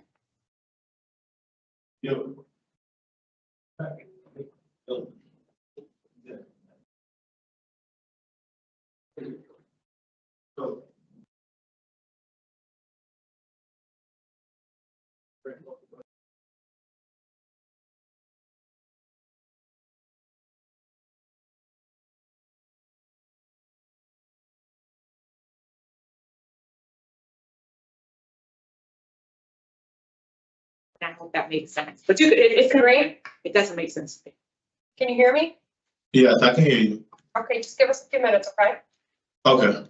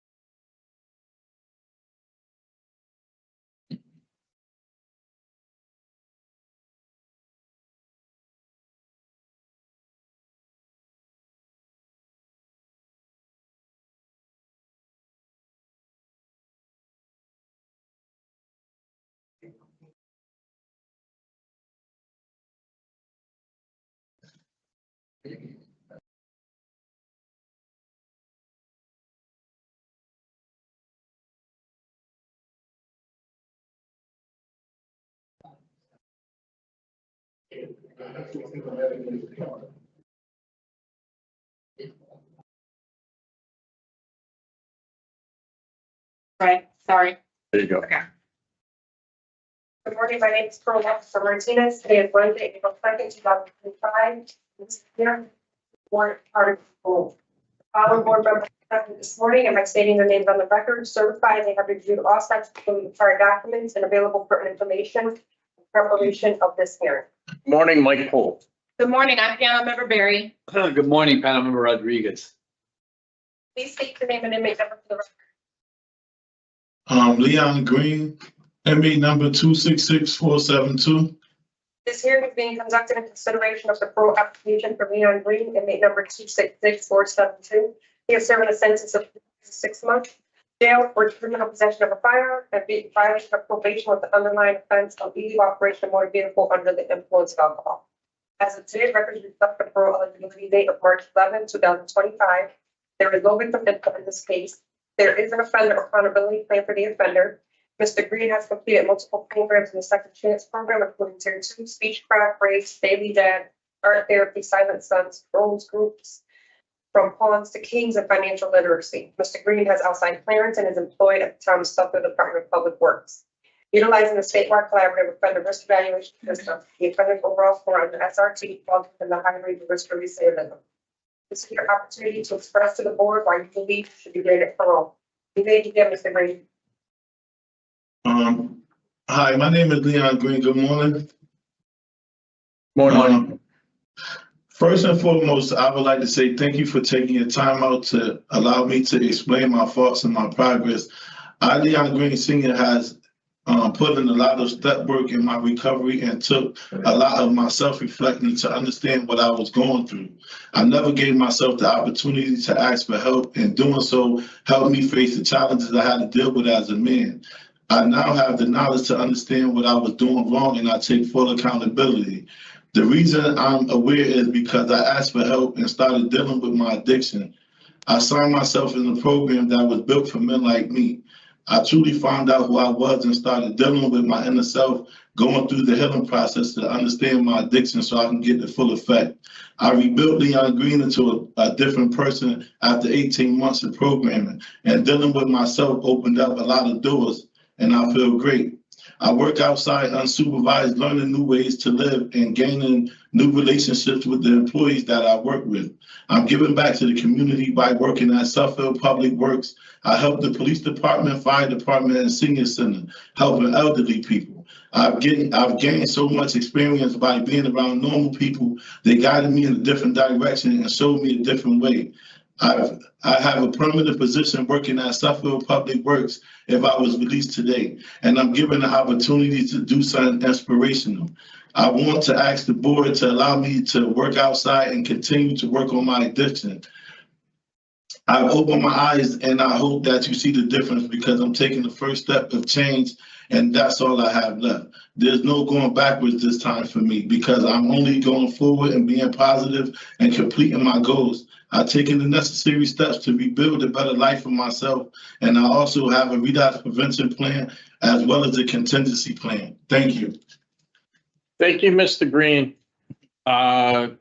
We've read about your background, what's got you here, all of the good stuff you've done since you've been in. Based upon that, we have some questions to arrive at suitability for parole. We're going to talk about your case and then we're going to give you a decision, okay? Okay. So we're going to start questions today with Board Member Rodriguez. Thank you, Mr. Chair. Good morning, Mr. Green. Good morning. How you doing? Thank you for your opening statement. I appreciate that. You did share some things that that you're doing. It's great that you're being able to work outside, Yes. right? Yes. Let me just, a couple of things and concerns that I have, right? Your charge, carrying a weapon, you were high, right? Yes. Yeah. Why were you carrying a weapon? Bad decisions and poor judgment. I was trying to, not harm nobody, but stop myself from being harmed. And I just felt like being under influence, I was just really making bad choices at that time during my, time being out from being incarcerated. Yeah, and under the influence, I mean, who knows what kind of decision you would have made in a situation where, got angry, you could have, your history, you have an extensive criminal history. That's why I took 23 years. Yes. That's why I took the time out to allow myself to take these programs. And I also entered longevity programs that I've been doing through CCAR. I have really got involved with them in H&I to allow me to start making different plans on making a program to stop young people like me from being caught in the same predicaments. Well, I'm glad to hear that. That's why reading some of your stuff, I know you're actively involved in CCAR. Like I said, I think it's very positive that you're outside working on the outside. They have enough confidence in you to be able to let you work on the outside. You've taken some programming. Can you talk to us a little bit about some of the program that you've taken that changes who you are as it relates to this weapons stuff? This is not your first weapons charge, Yes. right? In your history, Yes. This is not your first weapons charge. So something about you and weapons, I'm not sure what it is, but maybe you can kind of elaborate on what the programs have done to kind of change that mentality about having a weapon on you. Okay, so RAGE, which is one of the programs that really, lighten my life up to make me identify like what I was doing was wrong. So RAGE is a program that, helps you to know your triggers and, where you're going wrong as a person. And I learned as an individual how to identify with the mistakes and the choices that I was making wrong. And I just, made the I turned around and went a different direction today. I just learned how to self-reflect and use different methods to understand that. And these programs is therapeutic. And like knowing your triggers and silent sons is dysfunctional families. So I came up in a dysfunctional neighborhood and it allowed me to, have a different mindset. So in order for me to change, I had to change by, using these programs and utilizing them to help me. And Enough is embracing new opportunities and upholding good habits is a program I've been in for the last 12 months. And I've been allowing myself to, identify with different groups of men to understand our challenges in life. And that's what made me a different person today. That's good. Good. That's a nice way to put it. It's a good way to put it. I'm impressed with all the programs that you have taken. And I'm really hearing, at least real strong kind of position to change in you, which I think is very positive. Tell me a little bit, you said you had a recovery plan pulled together. What is that recovery plan? So my recovery plan, I started dealing with H&I because I go to NA and AA, and I've been going for the last 18 months. And that allowed me to, get a sponsor and start getting involved in programs to change my mindset, and hearing others people's stories allowed me to know that I'm not alone. And that showed me how to, rebuild myself and become, a young, productive young man in a different manner and start to guide myself. So I started from there. I went into, C-card, and then I started dealing with C-card specialists to allow me to write different programs to help different people, which is, and myself from going through the things that I was going through. I just don't want to see nobody else go through the same problems. So I just try to, take a different direction to make myself a better person. So you wrote programs? Yes. And I'm still. What program did you write? It's What program did you pull together? Did you put together? Relentless Souls, and I'm working on a recovery program. Tell me a little bit about it. Well, the program is built for men like me, and the mistakes that I have from being in a dysfunctional family. I just feel like there's a lot of people that can relate to it because we don't do it by choice. We do it by the things that we recognize and identify being out in the community. And I just feel like it can make a different impact on the kids that's out there, and it can help the youth. So like I said, I give time to the senior center, and it allows me to open up my mind so I can help different people. And I know my struggles I went through, I just learned that I can help somebody else by, writing these programs and by being there and holding myself accountable to show them that they can make a change as well. All right, what's going to be your support system on the outside? My support system right now is my H&I sponsor, and my recovery sponsor from C-Card, and I have their numbers, and they set meetings up, and Serene Phillips, she comes see me every week, and we also she's supporting me as well, and she's a C-Card specialist. How about family? So I have my young boys. I have 5 boys, and my kid's mother, which is my wife.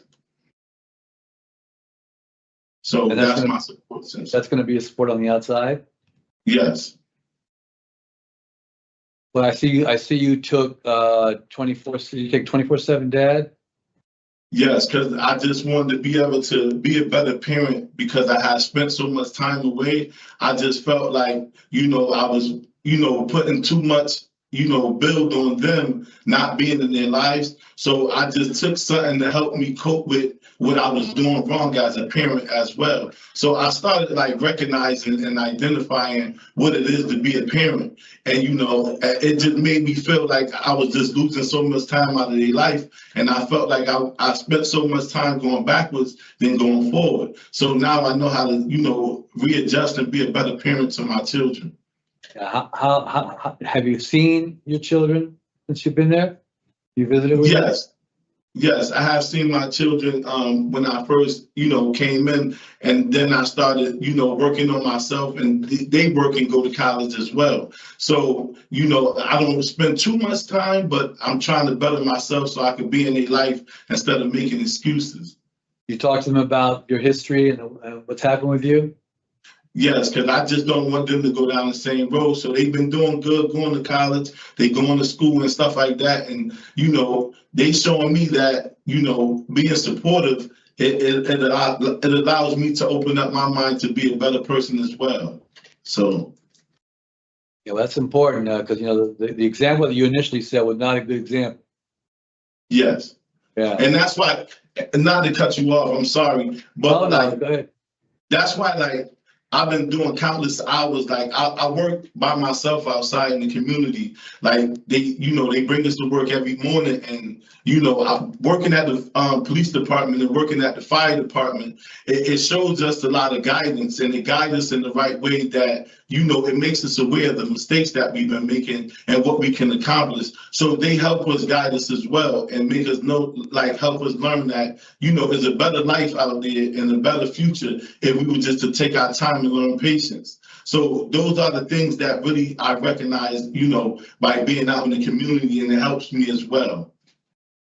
I appreciate you talking with me. I mean, I want to be upfront with you to say one of my concerns is your criminal history. An extensive history. You've done a lot of stuff. You've had 21 community releases. You were unsuccessful in 16 of them.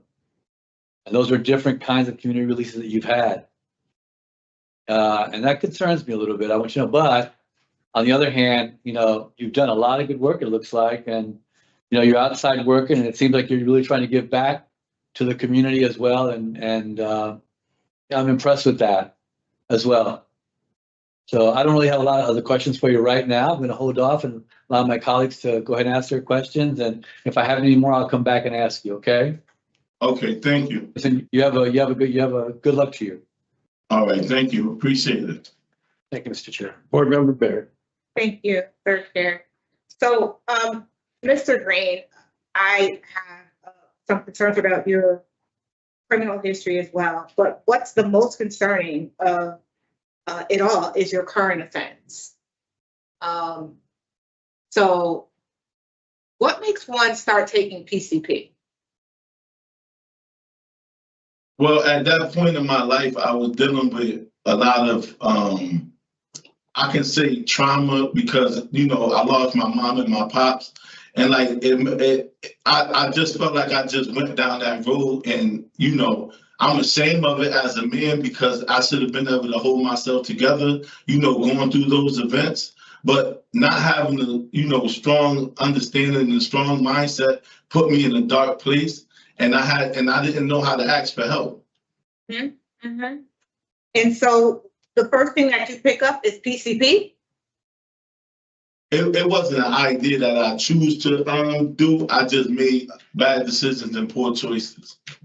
But I'm asking you specifically about your choice of drug and what made you start using it. The reason why I started using it is because I was going through an issue.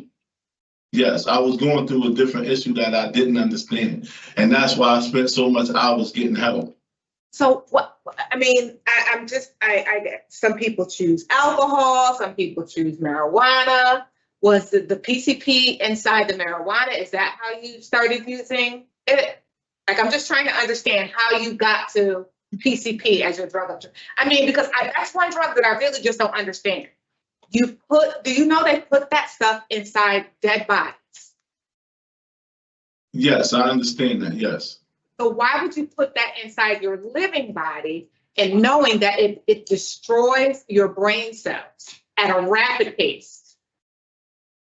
At the time that, I was going through what I was going through, I didn't know what was in there. At the time, I was just, going through a moment in my life and I was just trying to, deal with my pain. But then, as I realized, I never knew how to cope neither. And I never knew how to ask for help. So at that time, when I was going through what I was going through, I was just, lost and I was trying to find my way back. I understand the circumstance, Mr. Green. I'm concerned about the drug, your decision making and the drug that you chose as your drug of choice, because it's so dangerous. It's almost like it's an out of body experience for those people who are utilizing that drug.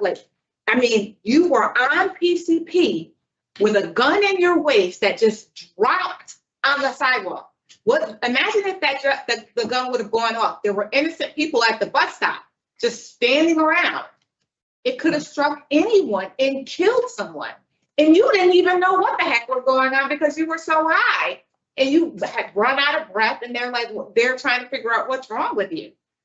That's problematic. When you put substance abuse with weapons and combine the two, it's a recipe for disaster.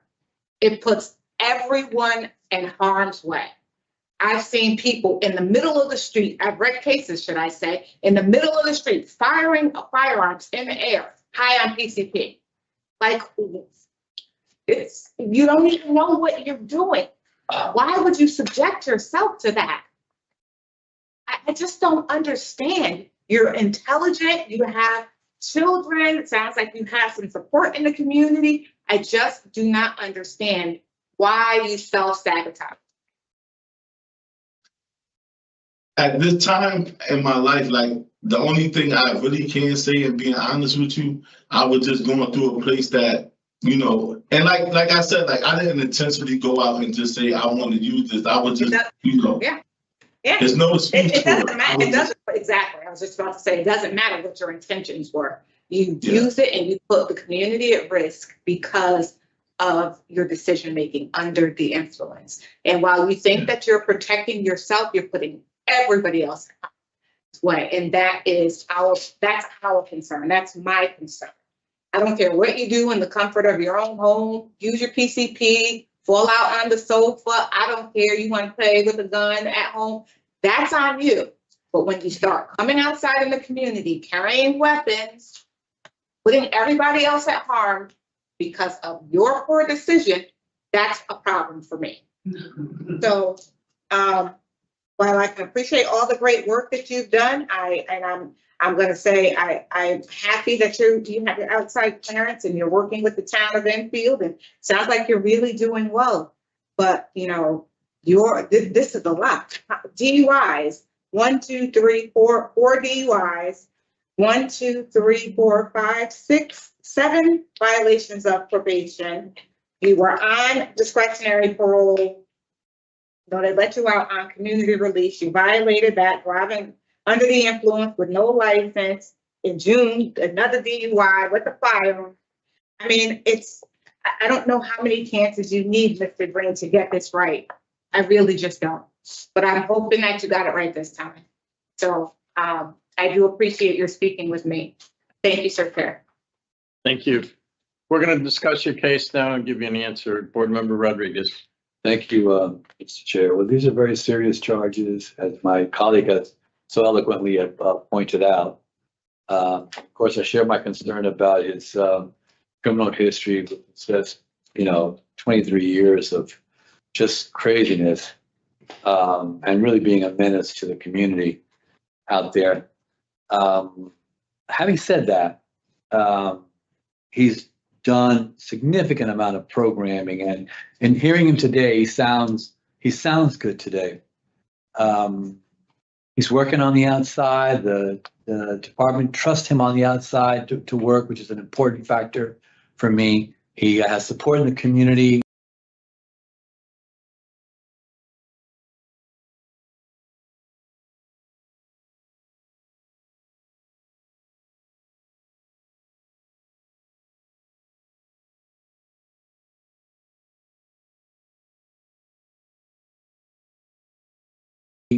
He has really worked hard to work on his fatherhood issues, to deal with his children, which I think is very positive. I think he recognizes the negative example he had been setting for all those years, and maybe wants to be able to make some changes.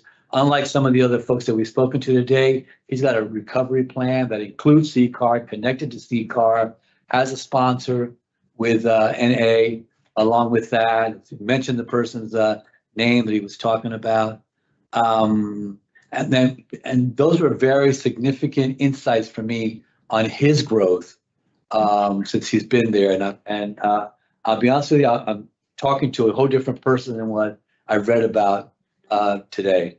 And because of all these things, he established his own program, set up his own program, Relentless Souls, which sounds like something that's based on his own history and experience, and looks like it can be shared with others, and he's been sharing it with others. He's taken Rage, which he mentioned, and said that this was a program that really impactful for him. I'm going to be supporting his discretionary parole today. It'll give him a chance to go out, be under supervision. If he hasn't learned, he'll be right back where he's at right now. Like my colleague said, I hope he's gotten to that point in his life now. It seems to me that he has, that he's really become a changed person, and he's really working on, he said earlier, he said, I'm building a new Leon Green. That's good. And it sounds like that's exactly what he's doing. So for me, I'm going to be supporting his discretionary parole. Board Member Barry. I'm glad to hear that you can recognize and the good work that Mr. Green has been doing since he's been in the facility. And this, my decision today does not negate the good work. My concern is the repeated behavior from his past. And so, as I discussed with Mr. Green, this is a very serious offense, and I think that he put a lot of people at harm just from his decision making. I really do hope that he has it together now, but I cannot support his discretionary parole. He rates out high, this is the second weapon, and he was on probation. So I'm not in support. So, I don't know. I think I didn't even say your position yet. Sorry, sir, chair. What do you have them do? No alcohol, halfway house, no Uh-huh. operation of motor vehicle without. Yeah. Anything else? Domestic violence? Did you say that? No, I did not. Yeah, he took. he had- EV. Yep. Yeah, I would do that too. So no alcohol and no motor vehicle without permission, halfway house and behavior management, domestic violence. Regarding Leon Green, 266472, I move to grant parole on or after April 2nd, 2025 with the following stipulations. No alcohol consumption. Did I have the date? Yeah, no, yeah, right. No alcohol consumption, halfway house placement if necessary, no operation of motor vehicle without parole officer's permission, and behavior management for domestic violence. Is there a second? Second. Those in favor signify by saying aye. Aye. Those opposed, no. No, The ayes have it, and by majority you've been voted to parole, and your stipulations to be explained to you prior to your release, okay? Okay, thank you. Get out I there and appreciate it. continue to do well. Yeah, Mr. Green, let's hope we see that new built Leon Green. Okay, thank you. I appreciate y'all. Have a nice day, okay? yeah. This concludes the hearing. Do y'all want somebody else? Okay. You can send it to the next person.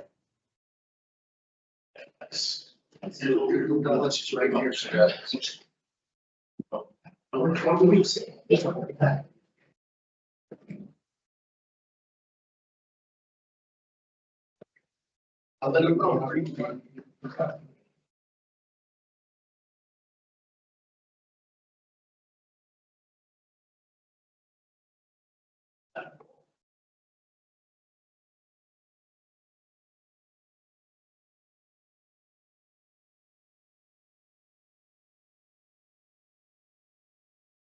Morning, my name is Parole Officer Martinez. Today is Wednesday, April 2nd, 2025, and this is a hearing of Connecticut Pardons and Parole. The following board members are present this morning, and by stating their names on the record, certify they have reviewed all statutorily required documents and available pertinent information in preparation of this hearing. Good morning, Mike Pohl. Panel member Barry, good morning, sir. Good morning, panel member Rodriguez. Good morning. Please state your name and inmate number for the record. Roberto Pereira, 319330.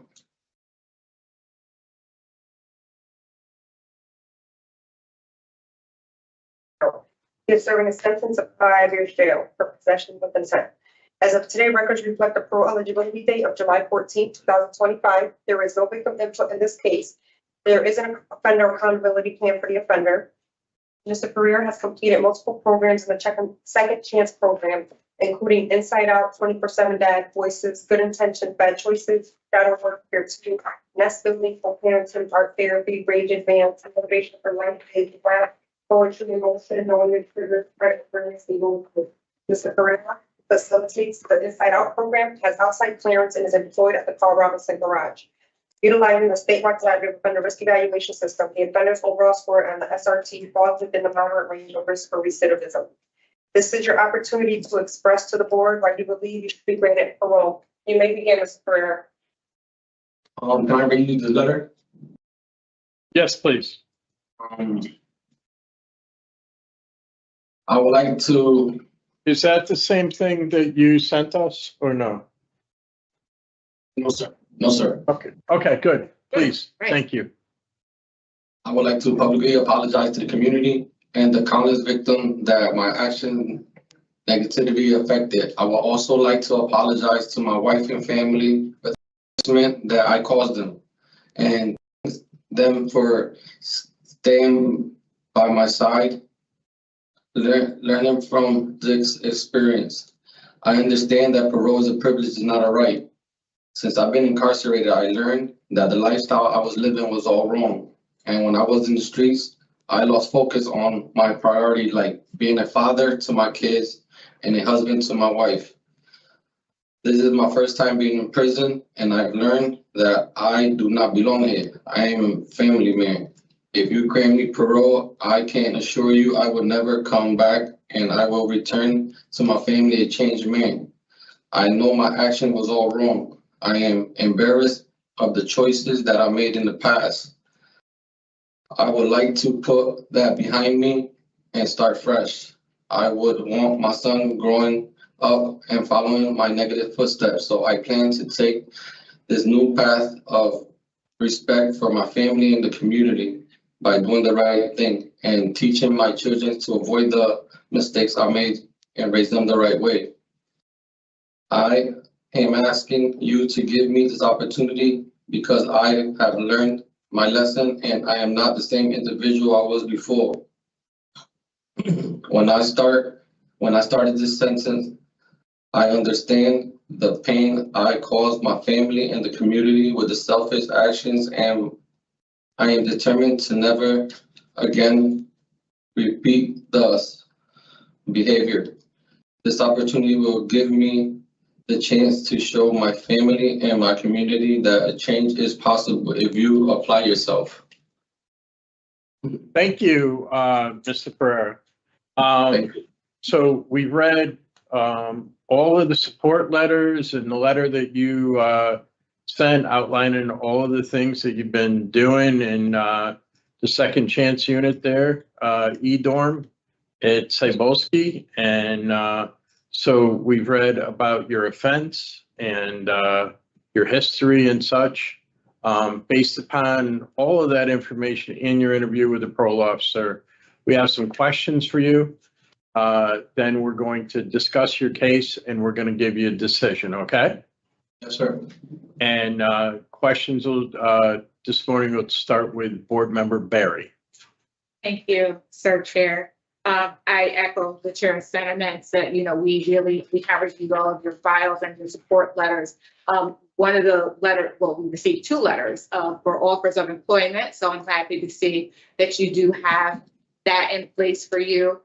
We read, you outlined the programs that you participated in and some of the things that you've learned and how you intend to utilize those tools when you're back out in the community. You talk about the importance of AA in your sobriety, being your priorities, and you even acknowledge to the parole officer that your high risk is drugs. Not going to meetings, and being able to identify that is definitely a positive, sir. So you were popping 10 perks a day.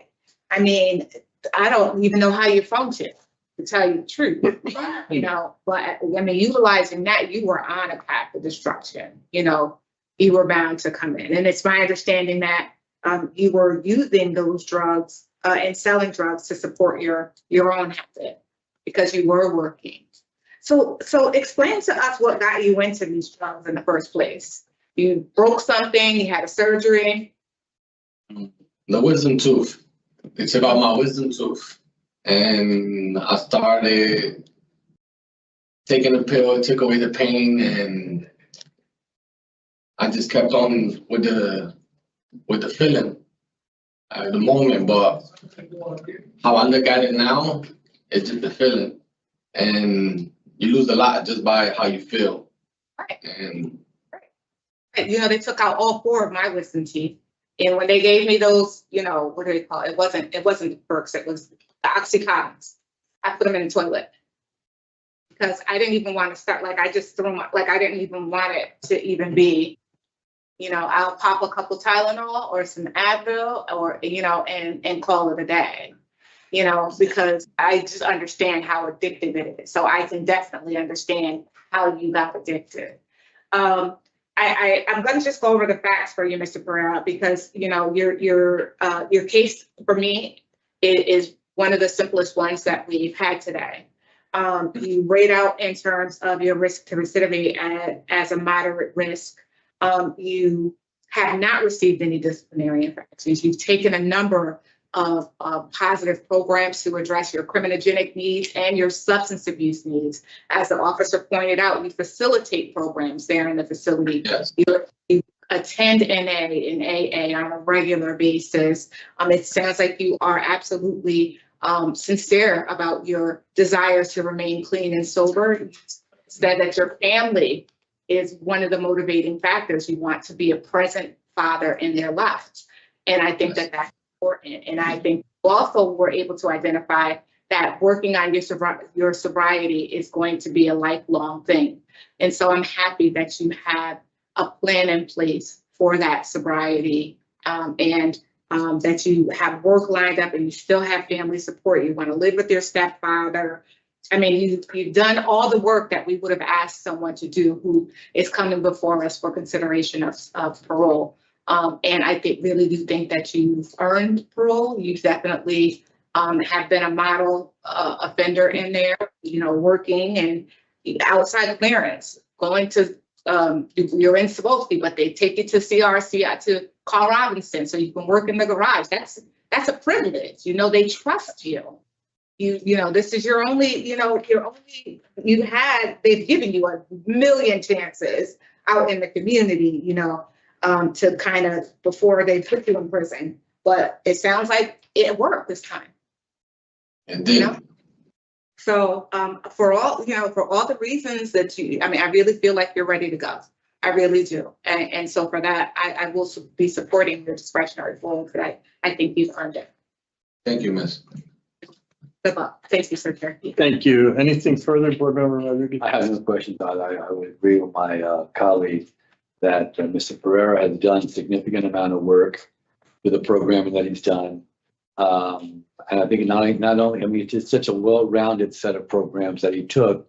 So his dad program, it's just everything he took just to kind of fit his need to be able to kind of prepare himself for the outside. And I know his EOS is 2027, but I think that he's ready to go out. I think, he's trusted to go out on the outside and work. I would agree with my colleague. I have standard parole conditions. Thank you. In regard to Roberto Pereira 319330, I move to grant parole on or after April 2nd, 2025 with standard parole conditions. Is there a second? I thought it was the 14th. Sir Chair. It's not eligible to July 14th. July 14th. It's got for July. Thank you. Sorry. Oh, okay. Hang on one second. No, No, it is correct. You're right. It is correct. Sorry. So I'm going to redo that. What is it? July.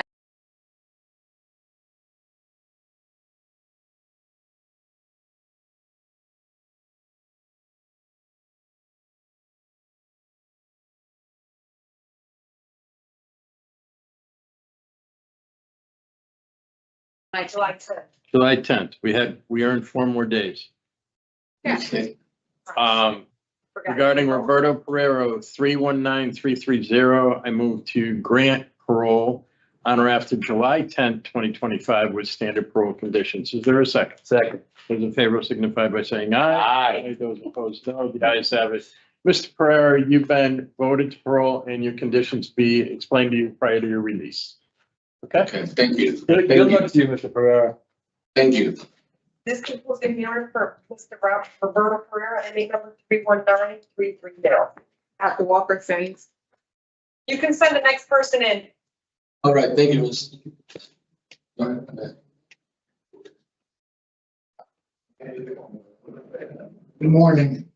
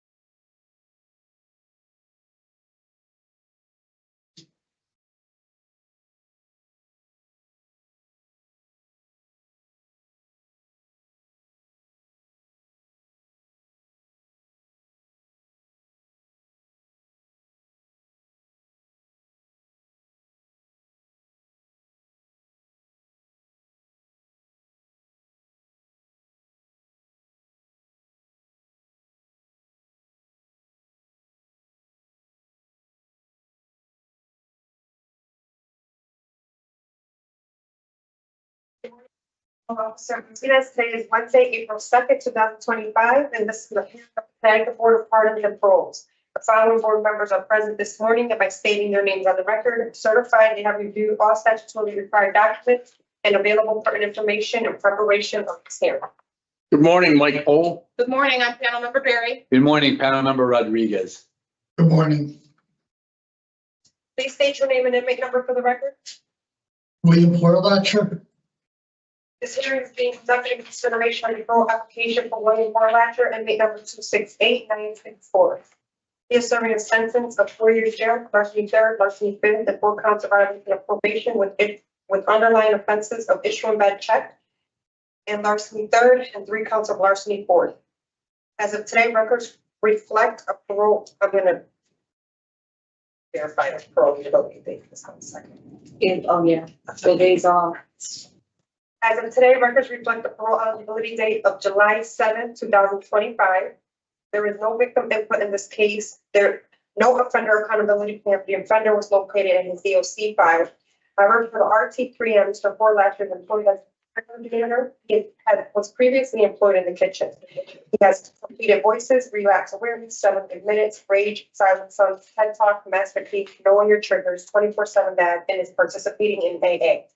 Utilizing the statewide collaborative offender risk evaluation system, the offender's overall score on the SRT falls within the moderate range of risk for recidivism. This is your opportunity to express to the board why you believe you should be granted parole. You may begin. You know what, I'm 16 years old. I've been gambling since I was a young kid. I'm actually, just before I came into jail, I joined Rushford. It's a mental health program in Meriden. And they gave me medication for the gambling, which helped me immensely. It's a new drug they're using for gambling. And it's helped me. My mother's getting old now. She's on her deathbed. I'm not too good at this. I'm sorry. No, you're fine. But everything's going. I mean, I just can't come back to jail. I'm 60 years old. I need one last chance. I have a 13-year-old son that's is failing in school because I'm not there. I really made a big mess of myself this time. My whole life's been a mess. But I think I'm ready to change and get out of here. And I think I've taken a lot of programs. I've worked my jobs. I've been going to AA meetings just because they don't have GA meetings for gambling, but it's somewhat the same idea. So I've been going to those meetings to get some kind of treatment for myself. I've done a bunch of treatment inside our dorm. All the programs inside the dorm I've pretty much done. I'm sorry, I'm not good at this. No, you're good. You're good. Is that all you have? Yes, I would say so, yes. Okay. So basically what we have done here is read about your background. Yes. Your history, which is very extensive. Yes. And what happened in these cases that are in front of us right now. And based upon that, we have some questions to arrive at your suitability for parole. Yes. And we're going to take turns asking those questions. And then we're going to vote on your case and give you a decision, okay? Yes, thank you, sir. So, as I said, the extensive, really extensive history here. Yes. 36 sets of convictions from 1997 to now. And talk to me about what's going on. What's driving the whole thing? I don't think I've been to mental health facilities for this, and I'm very compulsive. Not that makes it right, but I'm very compulsive, and that's what the medication's for. I come from a broken home. My parents were broke up young. I don't know if I was just looking to go someplace that always knew me. I'd go there if I was in a good mood. I'd go there if I was in a bad mood. I'd go there if I was upset, which doesn't make it right, but I came from a bad background. which didn't help me very much. And that's where addiction started to play, obviously, a huge role. Yeah, absolutely. I mean, we have, larcenies going back to 1997. And Yes, sir. larcenies and bad checks and just all kinds of things like that. It just seems like you've been on quite a run here for 28 years. When it comes to what you're dealing with. Yeah, this medication I'm taking is helping me. I know I'm in jail and you could gamble in jail. I have not gambled. I've been good for 8 months before I came in. I wasn't gambling. They had me over for the past 20 years. They had me on probation, and the probation was restitution of 50 grand. And the only way I could possibly get it in my mindset was to try to gamble to get it, which finally they gave me a chance here. I have no probation over my head. I have no restitution over my head. So I'm actually going out there with a clean slate where I don't have to do anything. I'm going to be living with family when I get out of here. And they're big non-gamblers. They're so much against gambling. The religious people, they're very big non-gamblers. So I'll be living with them, and that should start me in the right place. I'm a little nervous, I'm sorry. So you're okay. So, the addiction that you have is one that is prevalent in this area. Yes. Very big. Well, I bet Go ahead. I'm sorry to cut you off, sir. I've been doing gambling for so long that I only bet horses now. But I started out betting football, then I went to the daily numbers, and then I'm at the point right now where the only thing I'd even betting on, and I just have to stay away from the racetracks. So, along that line, you took a program called Knowing Your Triggers. Yes. What are your triggers? You know what, with me, my triggers are just being, I have friends that all they do is gamble. I have to stay with I have to be more family oriented, and I can't go back to that, like getting paid and going right to the track. I'm actually going to hand all my money over to my cousin. She's going to give me $50 to live with a week, and all the rest will pay bills. My triggers were just gambling. I just can't.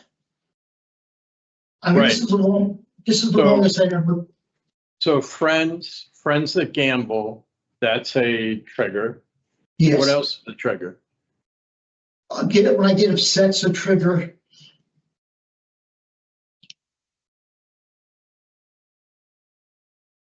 And is there another one that comes to mind? Just can't think of. Okay. So how are you going to deal with friends that gamble? They're not my friends anymore. I just can't come back to jail. I'm done. Gambling is the last thing from my mind. I'm not coming back to jail. I'm sure you heard that before. Well, I mean, yeah, a lot. Yeah, well, I can give you my word, I'm not coming back to jail. I believe that you believe that. Okay. I 100% believe that you believe that. But that doesn't necessarily make it the case. I understand, that makes sense, sir. So the other thing that you said was a trigger for you is getting upset.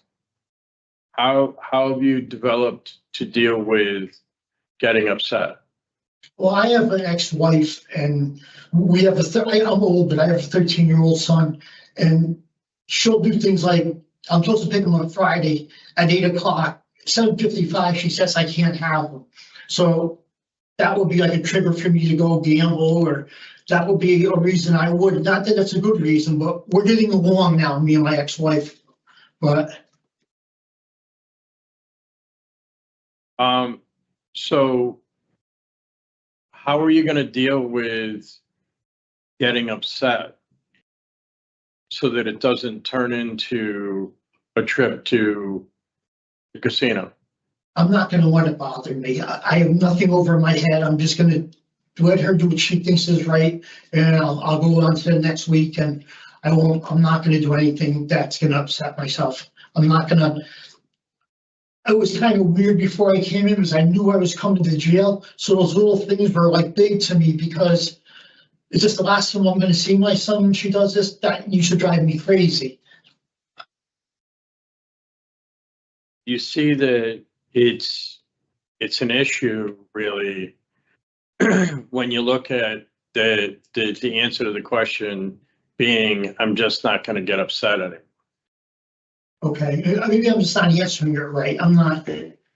Well, I mean, the thing is that, you know, when you know what your triggers are, it's about developing a way to deal with yourself when certain things, people, places, things, memories trigger, right? It's about developing something so that you don't engage in the behavior, right? I will also contact my sponsor too. I mean, my sponsor is going to help me out a lot. I have a sponsor before I came in. I was going to GA meetings regularly before I came in, and I'm pretty sure I had the same sponsor. And I'm going to contact them if anything's just not right, and that'll calm me down and he'll talk me through it. How many times a week were you going to GA meetings? 3. Where were they held? One was in Meriden, one was in Litchfield, and one was in New Haven.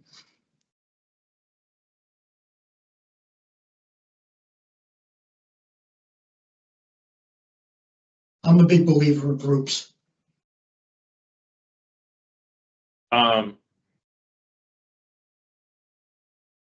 And one of the things that you talked to the parole officer about was Rushford. Yes, I'm going to be going back to Rushford. It's a mental, I'm not sure if you guys are familiar with it, but they have a mental health part. And I do coping skills in a couple other groups there.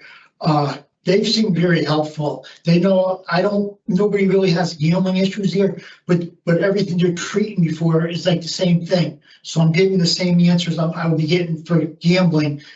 I mean, first people, places and things. So that's been helping. Rushford's really been helping me a lot. And the funny thing about Rushford, it's directly across the street from my house. I'm literally like across the street, and I can be at Rushford. Okay. Which I think is.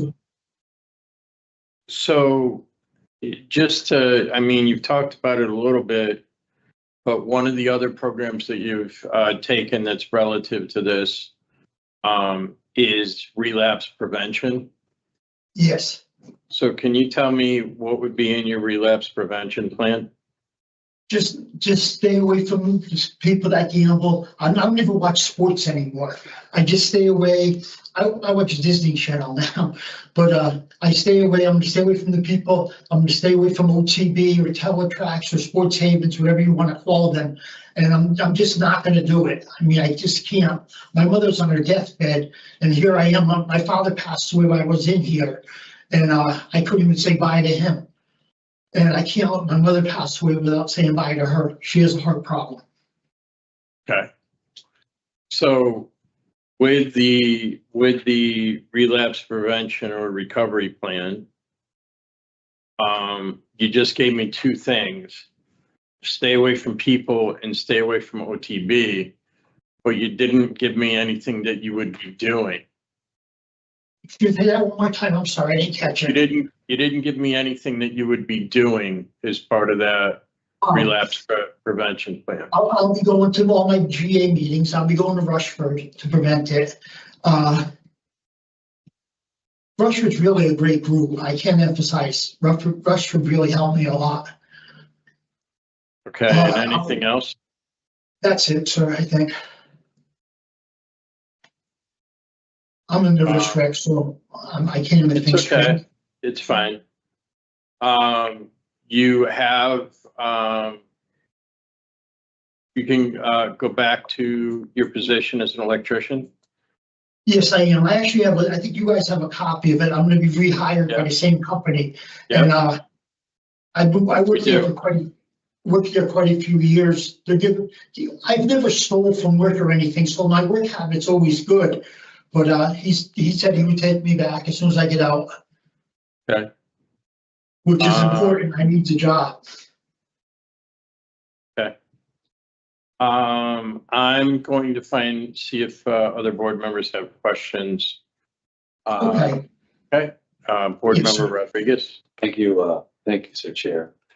Obviously, Mr. Horlacher, I have the same concerns. I mean, you have such an extensive history in this. I want to add to that you've had so many opportunities to come out. You had 31 different types of releases, and 24 of those you didn't make it through. And I mean, that for me gives me pause and concern.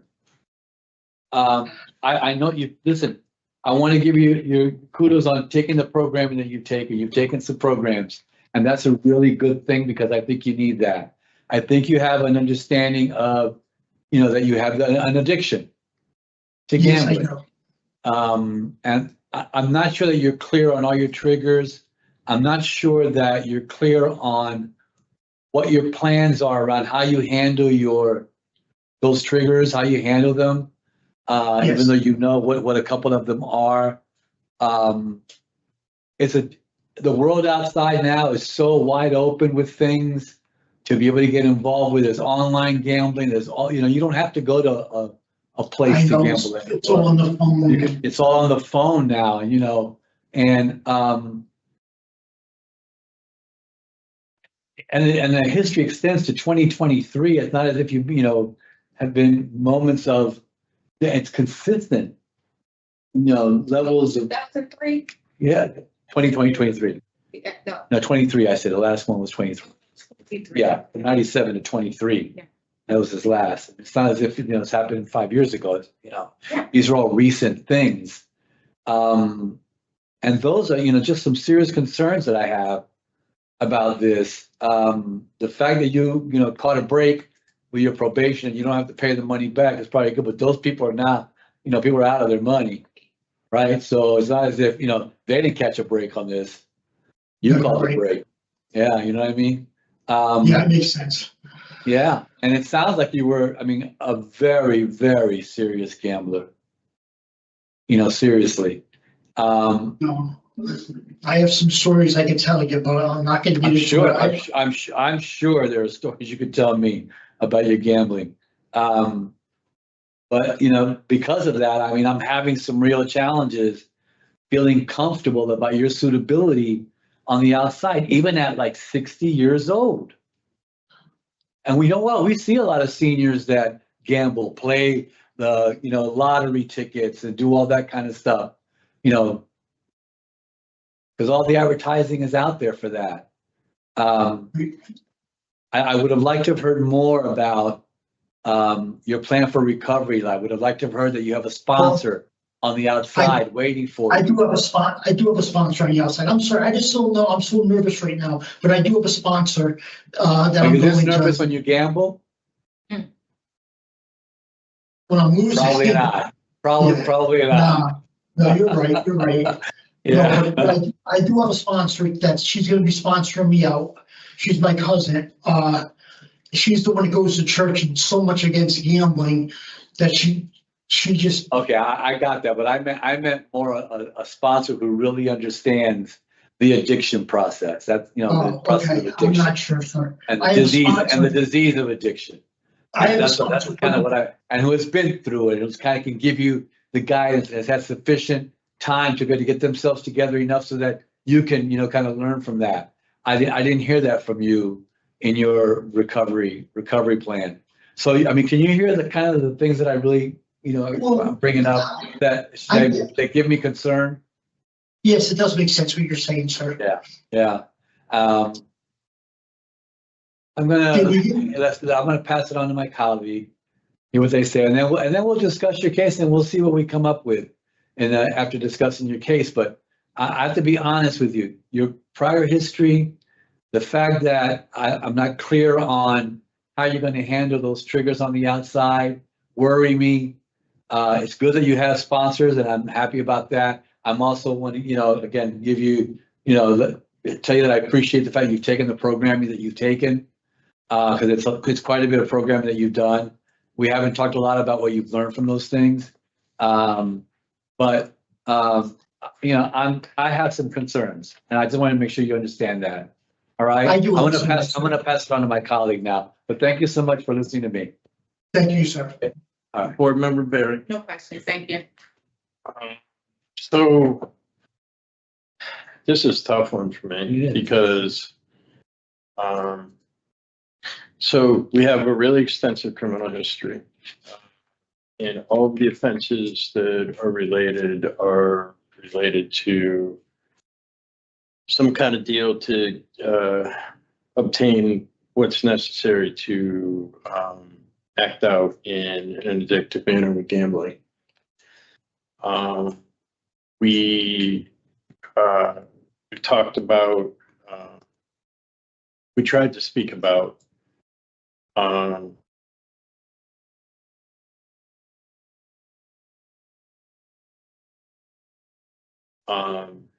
and he gave two things that trigger him,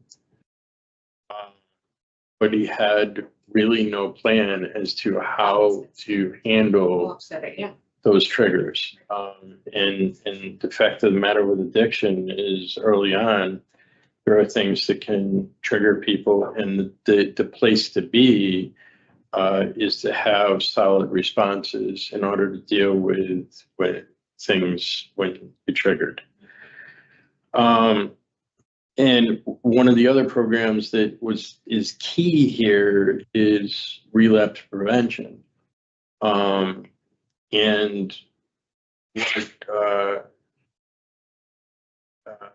what Mr. Horlacher said was, when I asked about the plan, was stay away from people and stay away from OTB.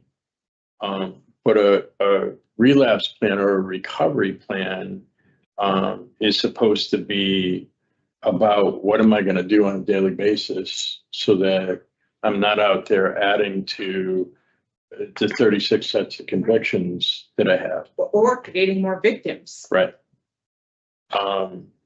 And so he has gone to AA in the facility because there is no GA, and that's something that often happens in the community. He does have an offer for a job. He does have a sponsor. However, having a sponsor that's adamantly opposed to gambling isn't something that's gonna Deter. Deter. If I get upset and Can't be my son. right and don't have a plan in place, And I gave my sister my Right. whole check, and I only have $50. I'm gonna go get. exactly. I just. And that's the hard part with this whole thing. And he did say as well that right across the street from this, the place where he would sponsor to, is therapy at Rushford that was helping him out. But I'm having a hard time finding suitability. Board member Rodriguez. Yeah, Mr. Chair, I'm having a hard time. I mean, I'm really, right now, I'm a denial. And it's not because he hasn't taken programming, because obviously he has.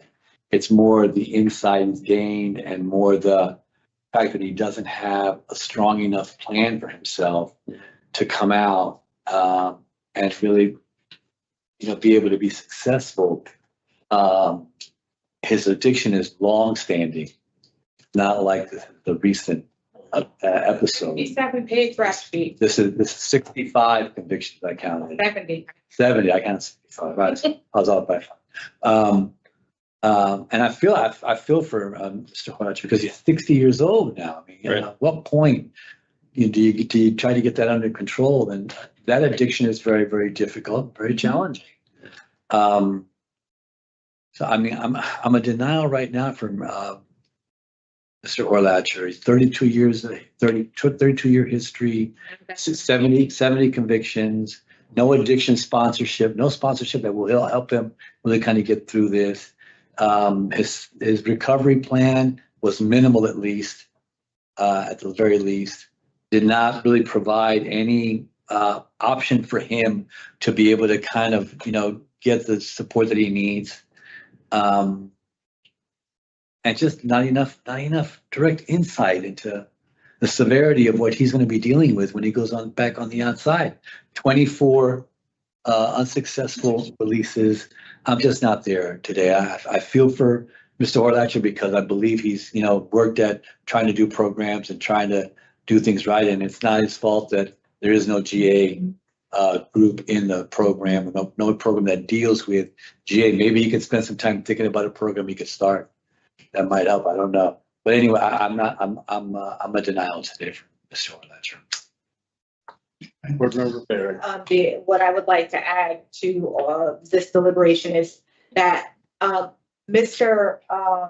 Horlacher has yet to reconcile any form of restitution to any of his victims, and he continued to take with his new convictions, getting a saxophone to go on, so people have not been made whole, and he's been doing this for years, and I think it's time that he finished out his sentence, because what other alternative do these people who are out of their money, these checks that he's written that people can't get the money back from, what other resource do they have to be made whole? So for me, it's a no as well. I have his being on probation and his poor performance on community release, his criminal history.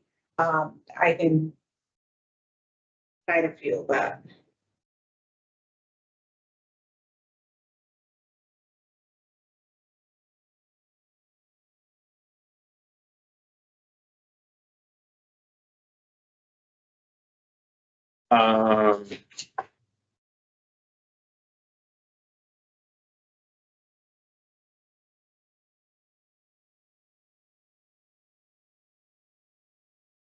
We know why DOC doesn't have him reviewed for community release. No.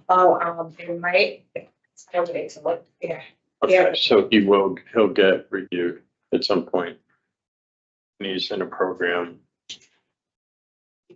Yeah, and he's done well before on transit control and community release, so they may well consider him. Okay, so yeah, I don't know that there's anything more big that can happen there. I would go with criminal history, current offense committed on probation, and inadequate evidence of change. That's 3 I have. Well, we talked about his 24 failures, so I thought that was another. For performance. I mean, he has taken a number of programs, so I mean, I We can would, use full performance to it. that's just my opinion. He's got poor performance on probation, right? Yeah.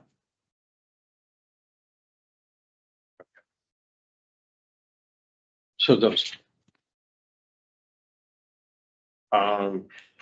Regarding William Horlacher 268964, I move to deny parole for the following reasons: criminal history, poor performance while on probation, current offense committed while on probation, and inadequate evidence of offender change. Is there a second? Second. Those in favor signify by saying aye. Those opposed, no. The ayes have it. Mr. Horlacher, we're not able to give you parole today. We asked that, you're in E-dorm and there's opportunities for you to do some more things. And, there's DOC will look at you for community release in a while. Okay. Thank you, guys. Have a great day. Take care.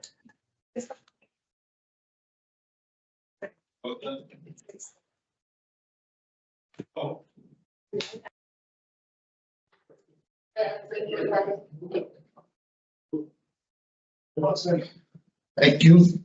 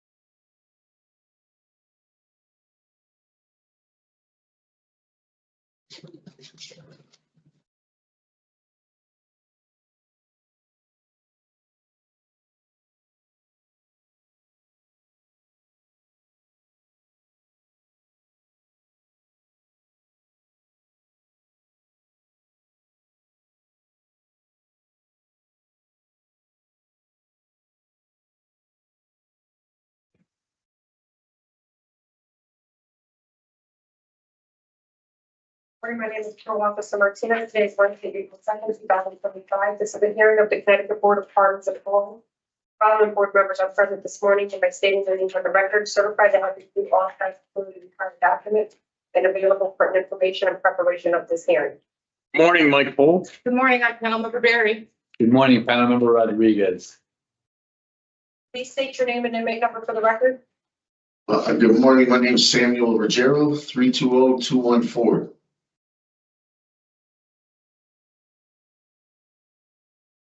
This hearing is being conducted in consideration of the parole application for Samuel Ruggiero, inmate number 320-214. He is serving a sentence of 8 years, execution suspended after 39 months with 3 years probation for possession with intent to sell. As of today, record reflect parole eligibility date February 28, 2025. There is no victim input in this case. There is an offender accountability plan for the offender.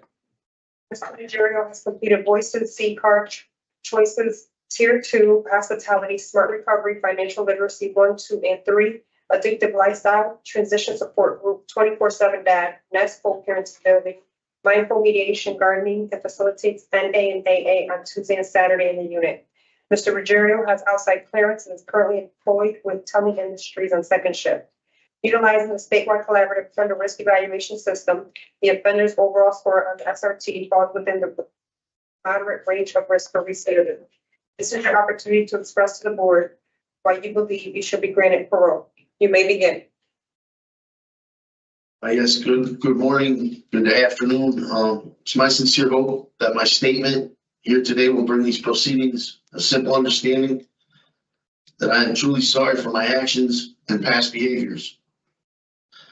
I've learned that my crime affected more than what's on record. I learned that in addition to myself, I hurt my community, my family, my daughter, and my family and my daughter. Being the sole provider for my household, I've been unable to work or provide as I should in my incarceration. I burdened my family with supporting me financially, public humiliation, stigma, and it's unfair I made them suffer for my actions. My failures were due to depression. I led an unhealthy lifestyle and did not take care of myself. I regret using drugs and as a coping mechanism. Since my addiction began in 2002, it's been a struggle to realize that who and what I am and what I've become. I can say with conviction that I'm stronger, smarter, and sober. During 23 years of active addiction, I could never imagine being clean. It took me 4 incarcerations, 19 arrests, and years of mistakes to come to this result. During the sentence, I've been employed as a janitor, laundry worker, and done many different things and programs to change my life. I've also enrolled in CCAR and I've become a recovery coach. I've also done smart recovery and diligent training through that, and I've learned how to use the 4-point recovery method, which is enhancing and maintaining motivation, coping with urges, problem solving, and lifestyle changes. I've also joined Narcotics Anonymous and Alcoholics Anonymous. Recently, I was approved for starting my own peer-led discussion group, and to the date, the results have been impactful for all attending. God is guiding me in the direction I'm going, and I've learned so much in such a short time. Through regular attendance, these groups give me clarity and peace of mind on the journey of recovery and accountability. I have a sponsor, I attend meetings, do step work, and I've been proactive, taking advantage of programs so I can be a better person and dad and contributing member of society. I want to use the tools I've been given to make sure I never repeat the same mistakes again. Becoming a dad was unexpected for me, but I can think of no greater catalyst for change in my life. My daughter was only 3 months old when I was arrested and still in the throes of my addiction. She has been the driving force of my sobriety, realizing my little girl needs a parent and a role model and somebody to support her. Now more than ever, I need to be a better role model. Even though my rights were taken, I'm actively in contact with my cousin about her health and well-being. Eventually, we will be reunited and work through it, knowing I was the cause of this and accepting whatever the outcome may be. Upon release, I will continue going to meetings. Recovery with the help of others is the only true way to make it. One day, I hope to share my story as a life lesson for those who struggle. Through my mentors and diligent training, I will continue recovery through their wellness center. Their program provides a personal physician, therapist, and personal trainer. I have a sponsor and also attend programs and employment secured upon release with CCAR, as well as employment with Telling Industries at the moment, which is the furlough program. With my past experience as a small business owner and determination to meet challenges as they present themselves, I have been working at Telling, which is a great opportunity for me to save money at this point. To be able to be a provider again the right way has been a blessing for me. I'm grateful for every opportunity that comes to me. And through hard work and determination, I've proven that anything is possible if you put your mind to it. Overall, I want my daughter to know my absence from her has been excruciating, and I'm never going to give up on trying to make things better. I've made mistakes in my life, but she was not one of them. I have firmly resolved to spend every day to work and show how special she is and how much she means to me. I hope my statement here today gives the board a sense of how serious my intentions for the future are and objectively remorseful I am for the pain I have caused to everyone. Thank you for your time and thank you for the consideration. Thank you, Mr. Ruggiero. Jerry? That's for, Ruggiero, yes, that's Mr. Ruggiero. So what we have is we've taken a look at your background and what's brought you to this period of incarceration, what you've done since you've been in. Based upon that, we have some questions for you. We're going to take turns asking some questions. We're going to talk about your case and give you a decision, okay? Okay. And we'll start questions today with board member Rodriguez. Thank you, Mr. Chair. Thank you very much. So, Mr. Chair, thank you for the opening statement. It answered some of my questions that I had on your case. Obviously, some concerns that I had were your prior history, right? A lot of larcenies, breach of peace, violation of probation. Yeah. What happened? What went on with this particular offense? Why were you selling drugs?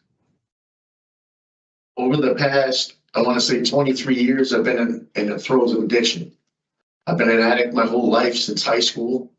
I was in a foster home in Vermont, and it led to me to just keep using and numbing the pain of things that I went through my childhood.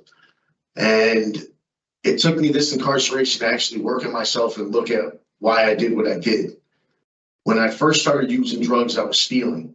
So from all the way back at the beginning, the larcenies, I would steal to cover for my habit. When I came to jail, I learned that you could sell drugs to cover for a habit to where you could actually support your own habit.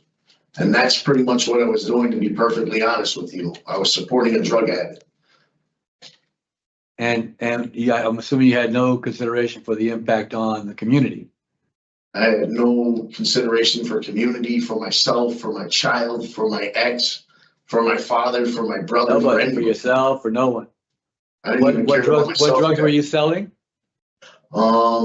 Cocaine, crack, pills, pretty much you name it, I was probably selling it, to be honest with you. And I'm not gonna sit here and lie to you. Who knows what families you destroyed or what families? I mean, the victims in this particular situation are countless, Yes, right? yes. And had you ever never gave any thought to that? I've given a lot of thought over the past 2.5 years, thinking about what I've done, who I've sold to, whose families I've destroyed, the people who have lost their children's rights because of the drugs that I've sold, because of, who knows if I've caused miscarriages to people's lives. I've thought about that all the time. What if somebody overdosed that I sold to and I just didn't know about it? I don't know. And that's one thing that I'll tell you, at night, sometimes I don't sleep because I think about those things. And I sit up and wonder. I'm glad it's impacting you that way. It definitely did. You know, because And a lot of these programs, I'm sorry. No, go ahead. A lot of these programs help me realize through that, like Voices. A lot of people say, what did you get out of Voices? I saw Voices as people on the other side of the fence. Like I saw how it affected elderly. I saw how it affected children. I saw how it affected not only the children that did the crimes that they did, but their families and the other families they destroyed as well. It's just not just the impact of what I did to my family. It's other people's families. It's the same type of thing. And I was able to relate to all of that. And it brought an eye opener to where I started thinking. When I did Voices, like probably 12 to 13 months ago, it started to open my eyes and ears to many different things. And I was like, you know, I really was like that type of person. I started this by selling this. I didn't look at the person I sold to, who they robbed, how they affected that person they robbed, and how it's a domino effect. And I really just started to realize what really caused me to do all this stuff. And when I started to do that, I started to realize, man, I'm really a piece of shit, excuse my language, but I can't believe I did all the things that I did. And it's like, now I just want to do things to better myself, try to help others to where I'm at now, not get to this point. If I can help a kid, like when I plan to get out and try to help troubled youth and do something with CCAR, because that really helped me. I started to make these goals and I started to do these SMART goals and I started writing them down and I started to make them in existence. I said, all right, this week I'm going to do a resume. This week I'm going to talk to the warden. This week I'm going to talk to the deputy warden. I'm going to get myself an interview. People are like, you're not going to do it. You're not going to. No, I set goals for that. Little goals, little stepping stones, nothing big like, hey, I'm going to get out of jail and build a mausoleum and do all these. No, got to start small. We do get a lot of that. Let me get an interview. Let me get a job. Let me get to where I can do stuff to be a speaker for people that'll help others. Like if I had the motivational speakers like I do, like they do now, I feel like I might not have been down this route as I did. But at the same point, I'm grateful that I got a chance to be in this jail because it's not like jail to me. I really feel like I went through like schooling, I went through training and reprogrammed my brain. And I feel like no matter what the outcome, whether I get approved or denied, I've gotten more than anything. I got my family back. And it's like, I don't, like yesterday I talked to my brother and he's proud of me for the things that I'm doing. And that's all it means to me. Like, that's just the greatest thing in the world. Like to have my family back, my father, my brother.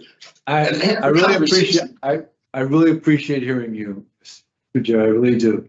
And, you know, I did not expect coming in to speak with you and hearing this kind of change. So, you know, I want you to know I hear the change in you and the changing that's going on in you. I hear it, and it's good to hear. I mean, you have taken quite a bit of programming, and it seems to me that from what I'm hearing from you, it appears that you really have taken it seriously, and I'm hoping you have this time. I mean, you're 41 years old. At what point, right? I hope you have begun to take it seriously, because your addiction has really led you into a really, really bad place. And yeah, and you've just acknowledged you've just probably destroyed many lives, including your own. And now you're trying to rebuild it, and it sounds like you're really making a significant, sincere effort at rebuilding your life. And that's a very positive thing to hear. We don't always hear that, and especially your insight around the victims in this particular case. And you know what? You are somewhat of a motivational speaker. You did a nice job presenting all that and what you gained from voices. So I hope that you really do, when you do get out, whenever that is, whether it's today or some other day, that you do continue that and really try to help others and utilizing your experience in that. I didn't have a lot of questions because you answered a lot of my questions in your opening statement, but tell me a little bit about what you learned in your 4-point recovery plan situation. I want to hear about that a little bit. Since addiction is a main issue for you, I want to feel comfortable that when you go out, you have the support around you that's really going to help you deal with that addiction. The hardest thing that was for me was to find a sponsor. As soon as I found my sponsor, I'm accountable not only to myself, but to him. And to me, it's like, if I don't call him every day on a regular basis, I call him once a day. Whether he answers or not, I have to be accountable for that phone call. It shows that I'm accountable for something. And for me, the building and maintaining motivation, I would say it's what I do every day. I make a list of things. I get up in the morning, I read my faith to faith.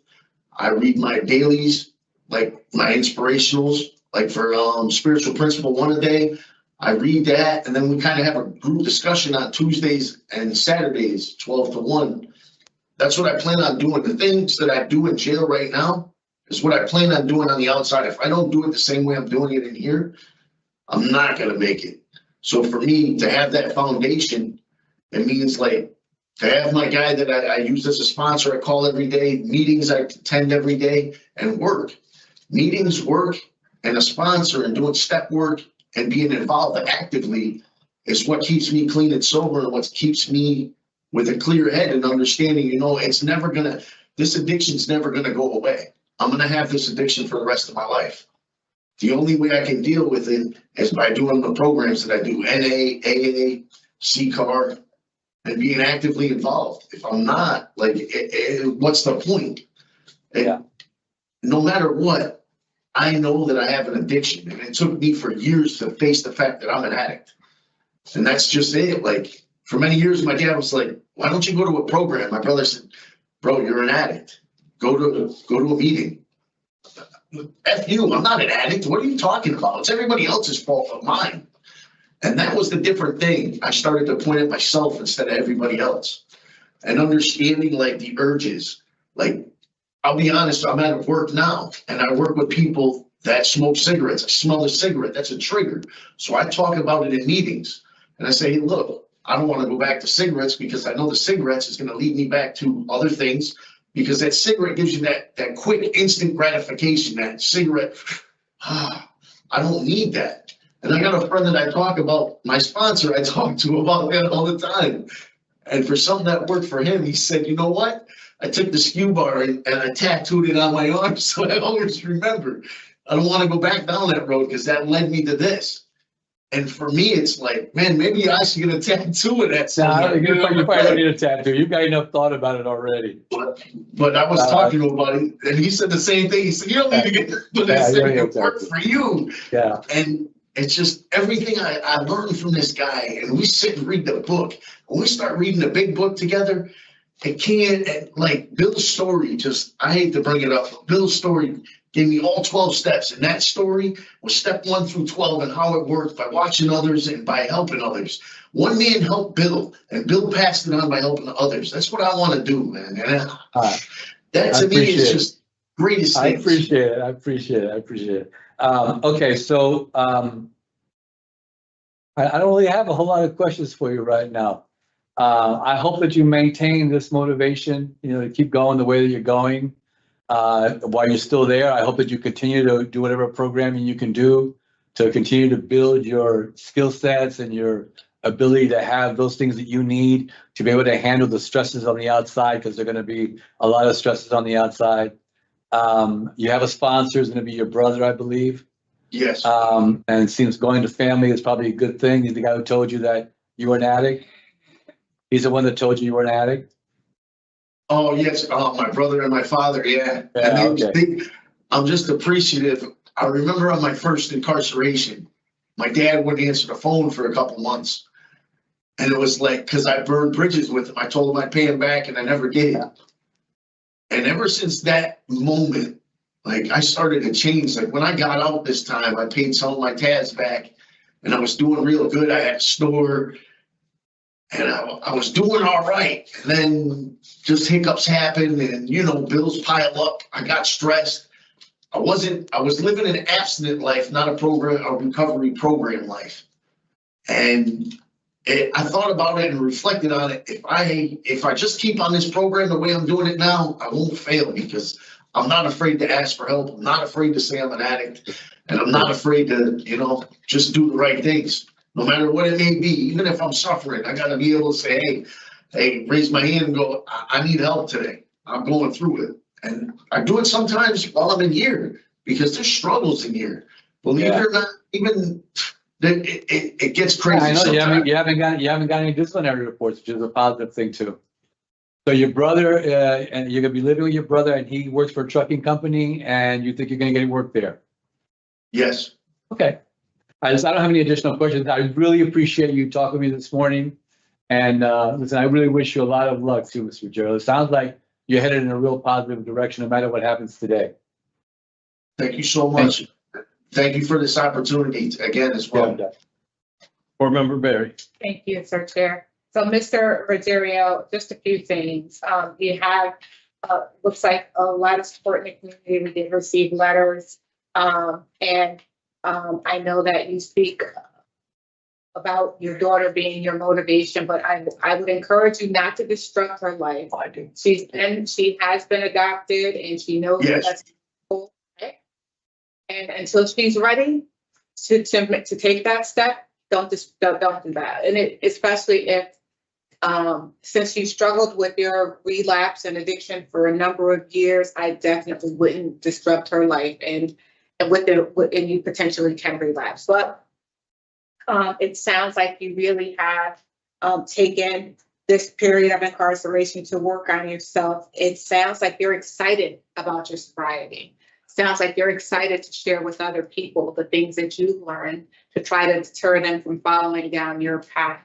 And so I encourage you on your journey, and I commend you on your sobriety. It's not an easy thing.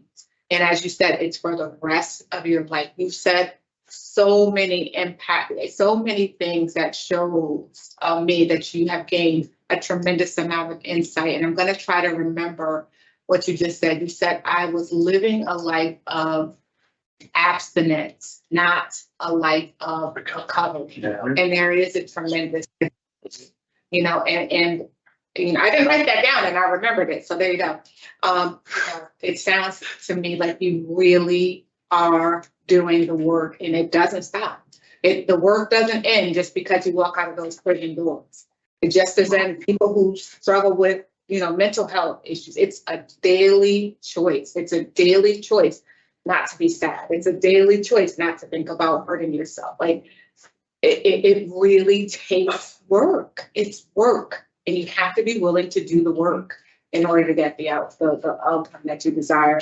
You have a lot of time hanging over your head with this sentence, sir. It's not going to be easy, especially since, especially when we operate in a world of dysfunction. Like, and I'm speaking like, you know, even with your addiction, all of that stuff feels like the right things to do. So your mind is set to, okay, so when this happens, this is what I do. But retraining your thoughts, like you said, you know, when you are faced with these things that are difficult and not reverting back, that's when the true challenges come. That's when the true struggles start and the true change starts. So I didn't really mean to lecture you. I just wanted to encourage you and tell you that it sounds like you really are on the right path. Keep that enthusiasm, keep that excitement, keep that clear mind, keep reminding yourself of this feeling. Keep that letter that you wrote and read to us. And look, honestly, keep it.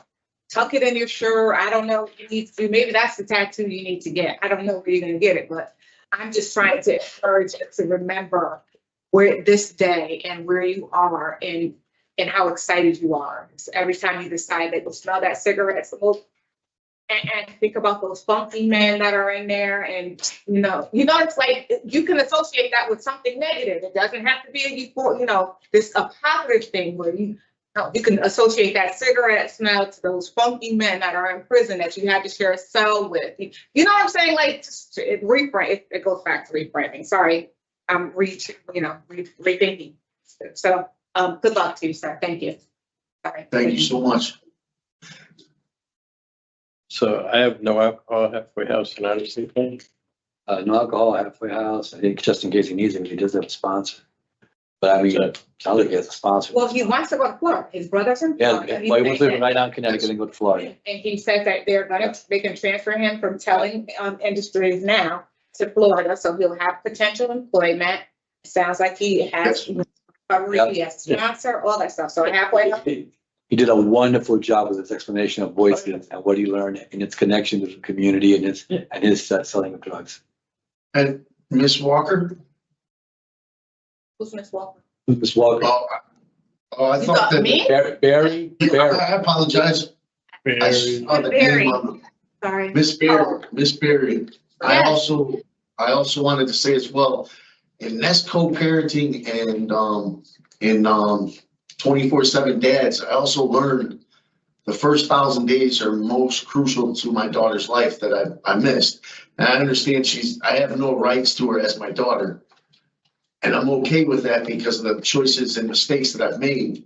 So I've also talked to my cousin about that as we do later on, probably years down the road, to where I could do visits as her uncle. I'm okay with that because of the choices that I made. I did this. I understand that and I've come to terms with that. And I think that's the biggest thing. Like, I call every weekend also to my cousin, and I know he works really hard. He's actually working at Electric Boat. He actually used to train the guys for Pursuit. Come to find out. And he's doing well in Alabama. He's got a farm.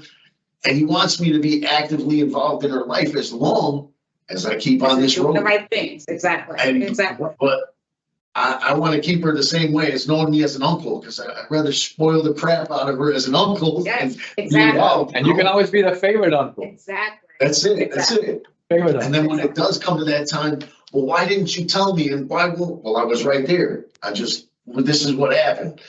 Yeah. I'm an addict, and this is what really worked out. And saving grace, my cousin did the greatest thing of all, and not letting her go to foster care was amazing. Exactly. And I commend him and appreciate that every day. And I can't voice strongly enough about that. But I'm grateful for everything that my family's done and everything that my family's gone through, that they're still here for me. Thank you, Mr. Gerald. So we're good with that? Yes. Yeah. That's where we are. Yeah. It sounds like a start for him. Yeah, I think. Yeah. I mean, through all of the comments, it's like everybody's happy with what he's done. Yes. Oh, yeah. So regarding Samuel Ruggiero, 320214, I move the grant parole on or after April 2nd, 2025, with the following stipulations: no alcohol consumption, halfway house placement if necessary, and out-of-state plan to Florida. Is there a second? Second. Those in favor signify by saying aye. Aye. Those opposed, no. The ayes have it. Mr. Ruggiero, you have been voted to parole. The transfer parole does, or the interstate parole does take a while to get, taken care of and stuff like that. But you're doing really well. Thank you very much. Keep on the right path. Good luck to you, Mr. Ruggiero. Thank you, thank you. Have a good night. Have a good day. Thank you. Number 3. There. Oh. Okay, yeah. 5 for 5.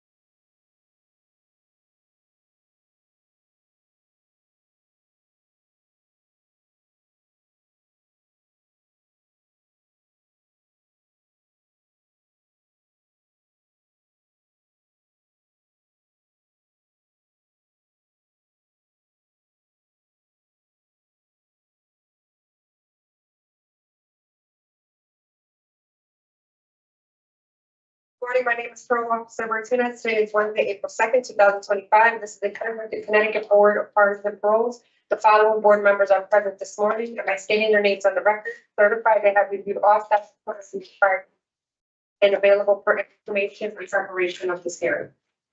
Good afternoon, Mike Pohl. Good afternoon, I'm panel member Barry. Good afternoon, panel member Rodriguez. Please state your name and inmate number for the record. Hey, good afternoon. My name is Stephen Mclay, inmate number 397662. This hearing is being conducted in consideration of the parole application for Stephen Mclay, inmate number 397662. He is serving a sentence of 3 years jail for possession with assault third. As city records reflect the parole eligibility date of December 16, 2024. There is no victim in this case. The inmate was heard by the board on July 24, 2024, and denied parole on the hearing date set for April 2025.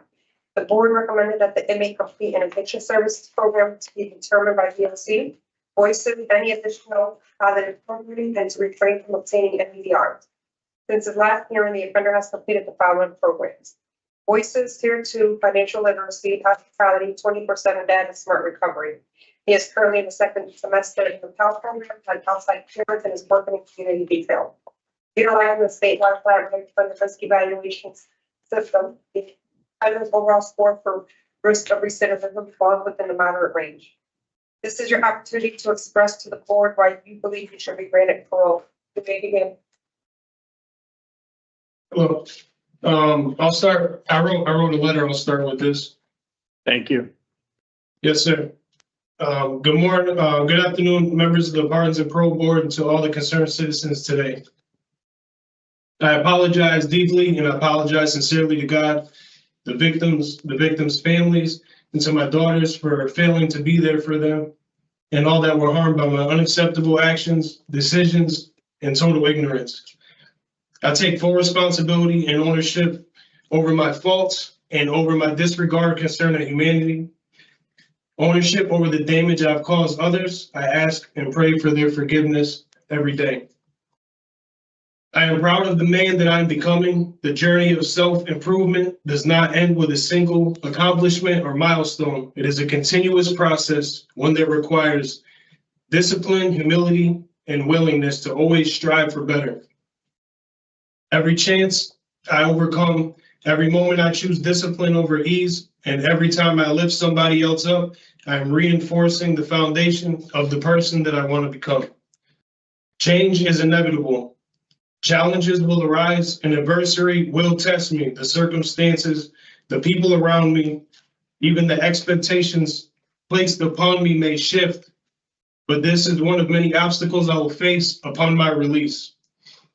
The world will not always be as structured as it is here, and that is why my ability to adapt and maintain my integrity will be my greatest strength. In closing, I plan to help others in the battle for addiction, share my story, and let people know it is possible to recover without the use of medication or the MAT program. I will always remember to meet people where they are. Every new face I come across is a place that at some point I have likely found myself. I will see them as a reflection of my own growth and remember of how far I have come. I will offer them guidance, patience, and wisdom of experience, not because it is required, but it is because of what leaders do. Thank you for listening. Thank you, Mr. Mclay. You know what we do here, because you've been through this once before.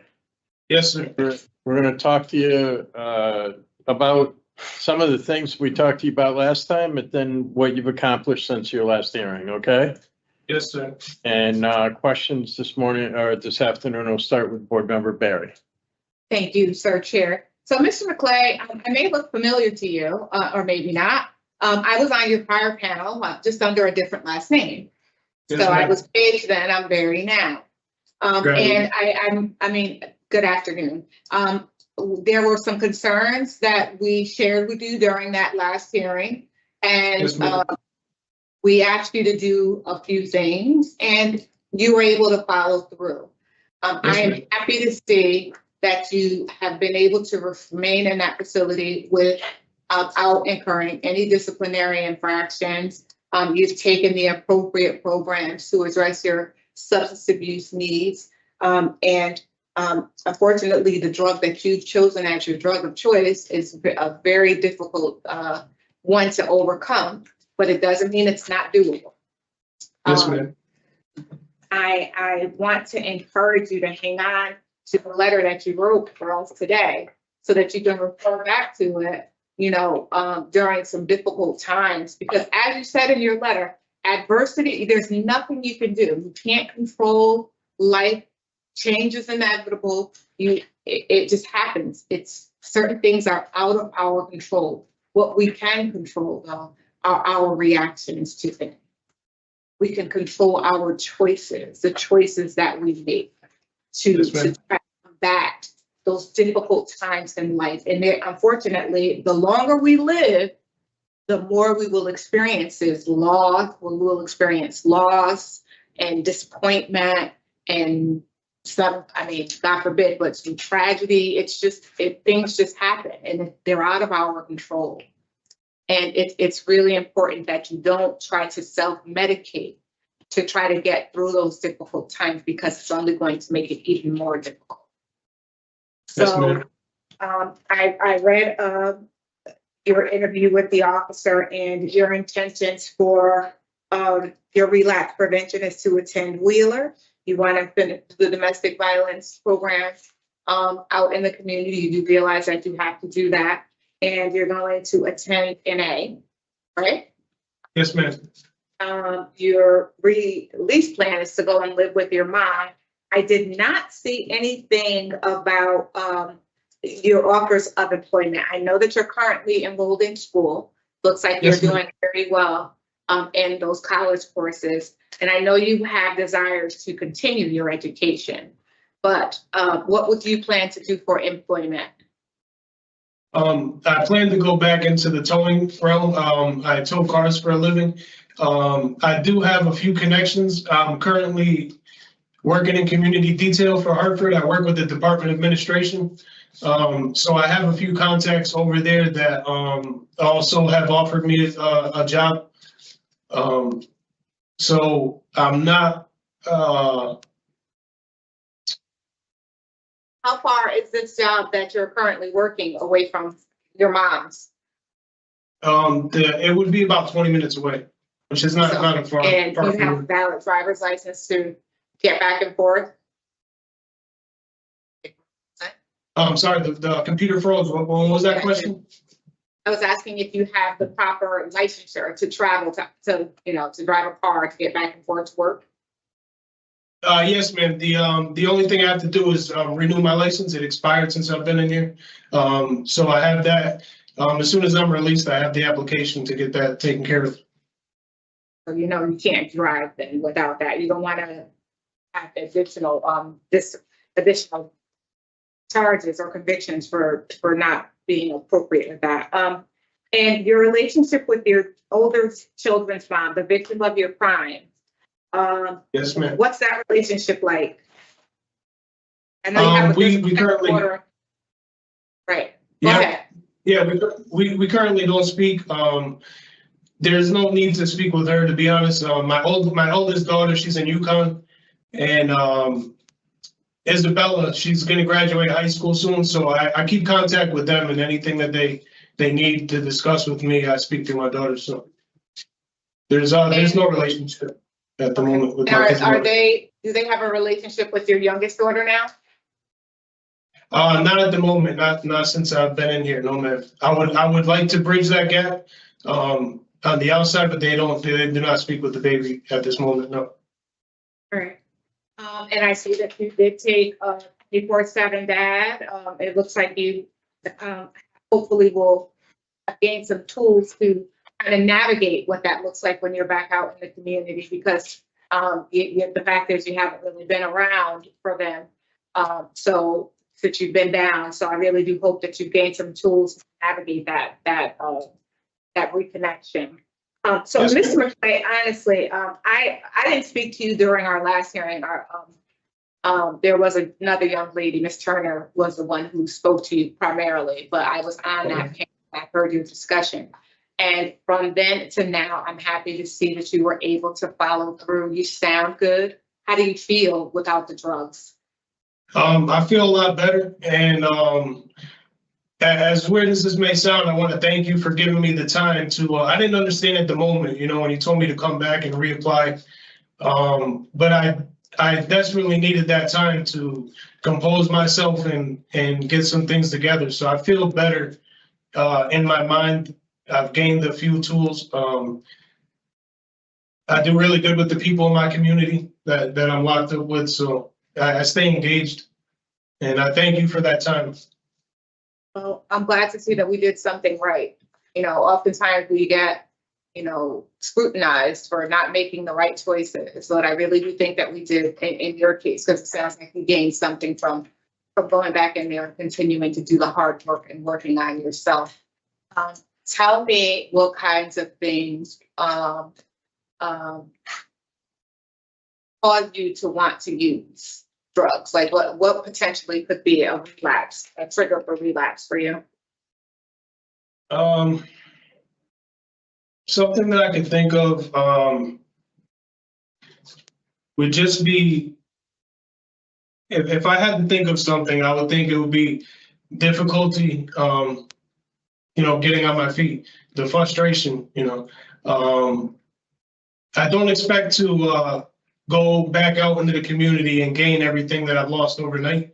I know this is going to take some time, and I'm willing to have the patience and invest this time into myself, in the work, the hard work, and the dedication. But if I had to think of anything, I would think of those frustrations as being. And how do you navigate that frustration of? The tools that I've gained here, and I would like to, attend AA when I get out. The biggest thing that I want to do there in that aspect, I'm not a big believer of the 12 steps and, the sponsor, to be honest with you. It just, I've tried it out. It doesn't work with me. I do gravitate hearing other people tell their stories and how they've overcome. And I would like to be one of those gentlemen that come back to the prison and share my success story to give people hope, because they gave me hope when I needed it the most. And I would like to give back to addiction in that manner. Yeah. I would encourage you to focus on you and your recovery before you jump into really trying to help other people, because sometimes that can backfire you. It could. What we hear, as panel members, as people are like, well, when I attend these things and people are constantly talking about drugs and stuff, it just makes me want more. The cravings, it increases the cravings and stuff like that. So yep. I would encourage you to make sure you surround yourself with like-minded people who want to, hardworking, people who want to do positive things, people who want to give back to their communities.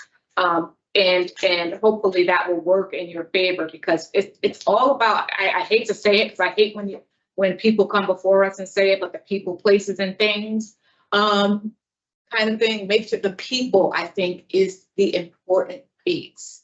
The people that relationships around, because regardless of where you are and the things that you're around, if you have the mind frame and those positive influences behind you, the likelihood of you making a better decision is far greater than it is with your negative people who like to do drugs and who like to be out in the streets and all that stuff. So, yeah, I think I'm done. Black screen. Thank Good you. luck to you. Thanks for Thank following. you. Board Member I Rodriguez. don't have any questions, Mr. Chair. I have no alcohol, domestic violence, and no AD.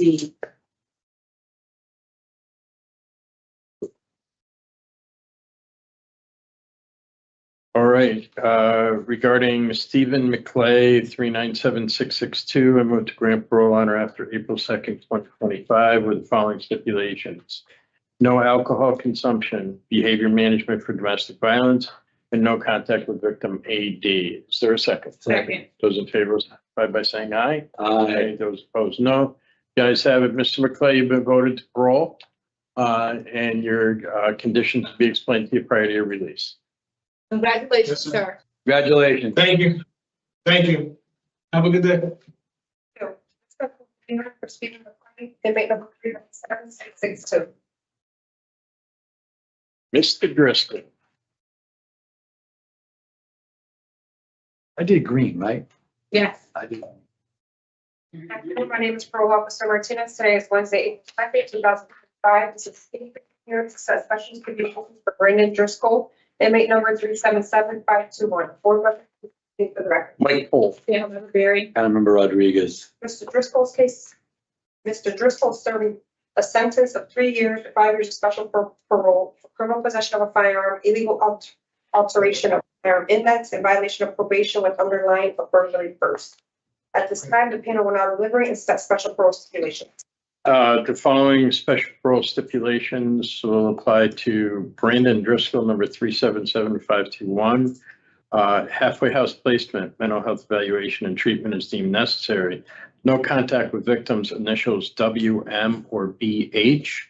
No contact with co-defendants Brian Jennings, Tyrone Spence, Chastain Shkabera, Bianca Malayev, Nieves. Is there a second? Those in favor signify by saying aye. Aye. Those opposed, no. You guys have it. And the stipulations for Mr. Driscoll have been signed. This concludes the case review for Brandon Driscoll, case number 377521. This concludes the hearing for Wednesday, April 2nd, 2025, for which I will speak at 12:37 p.m.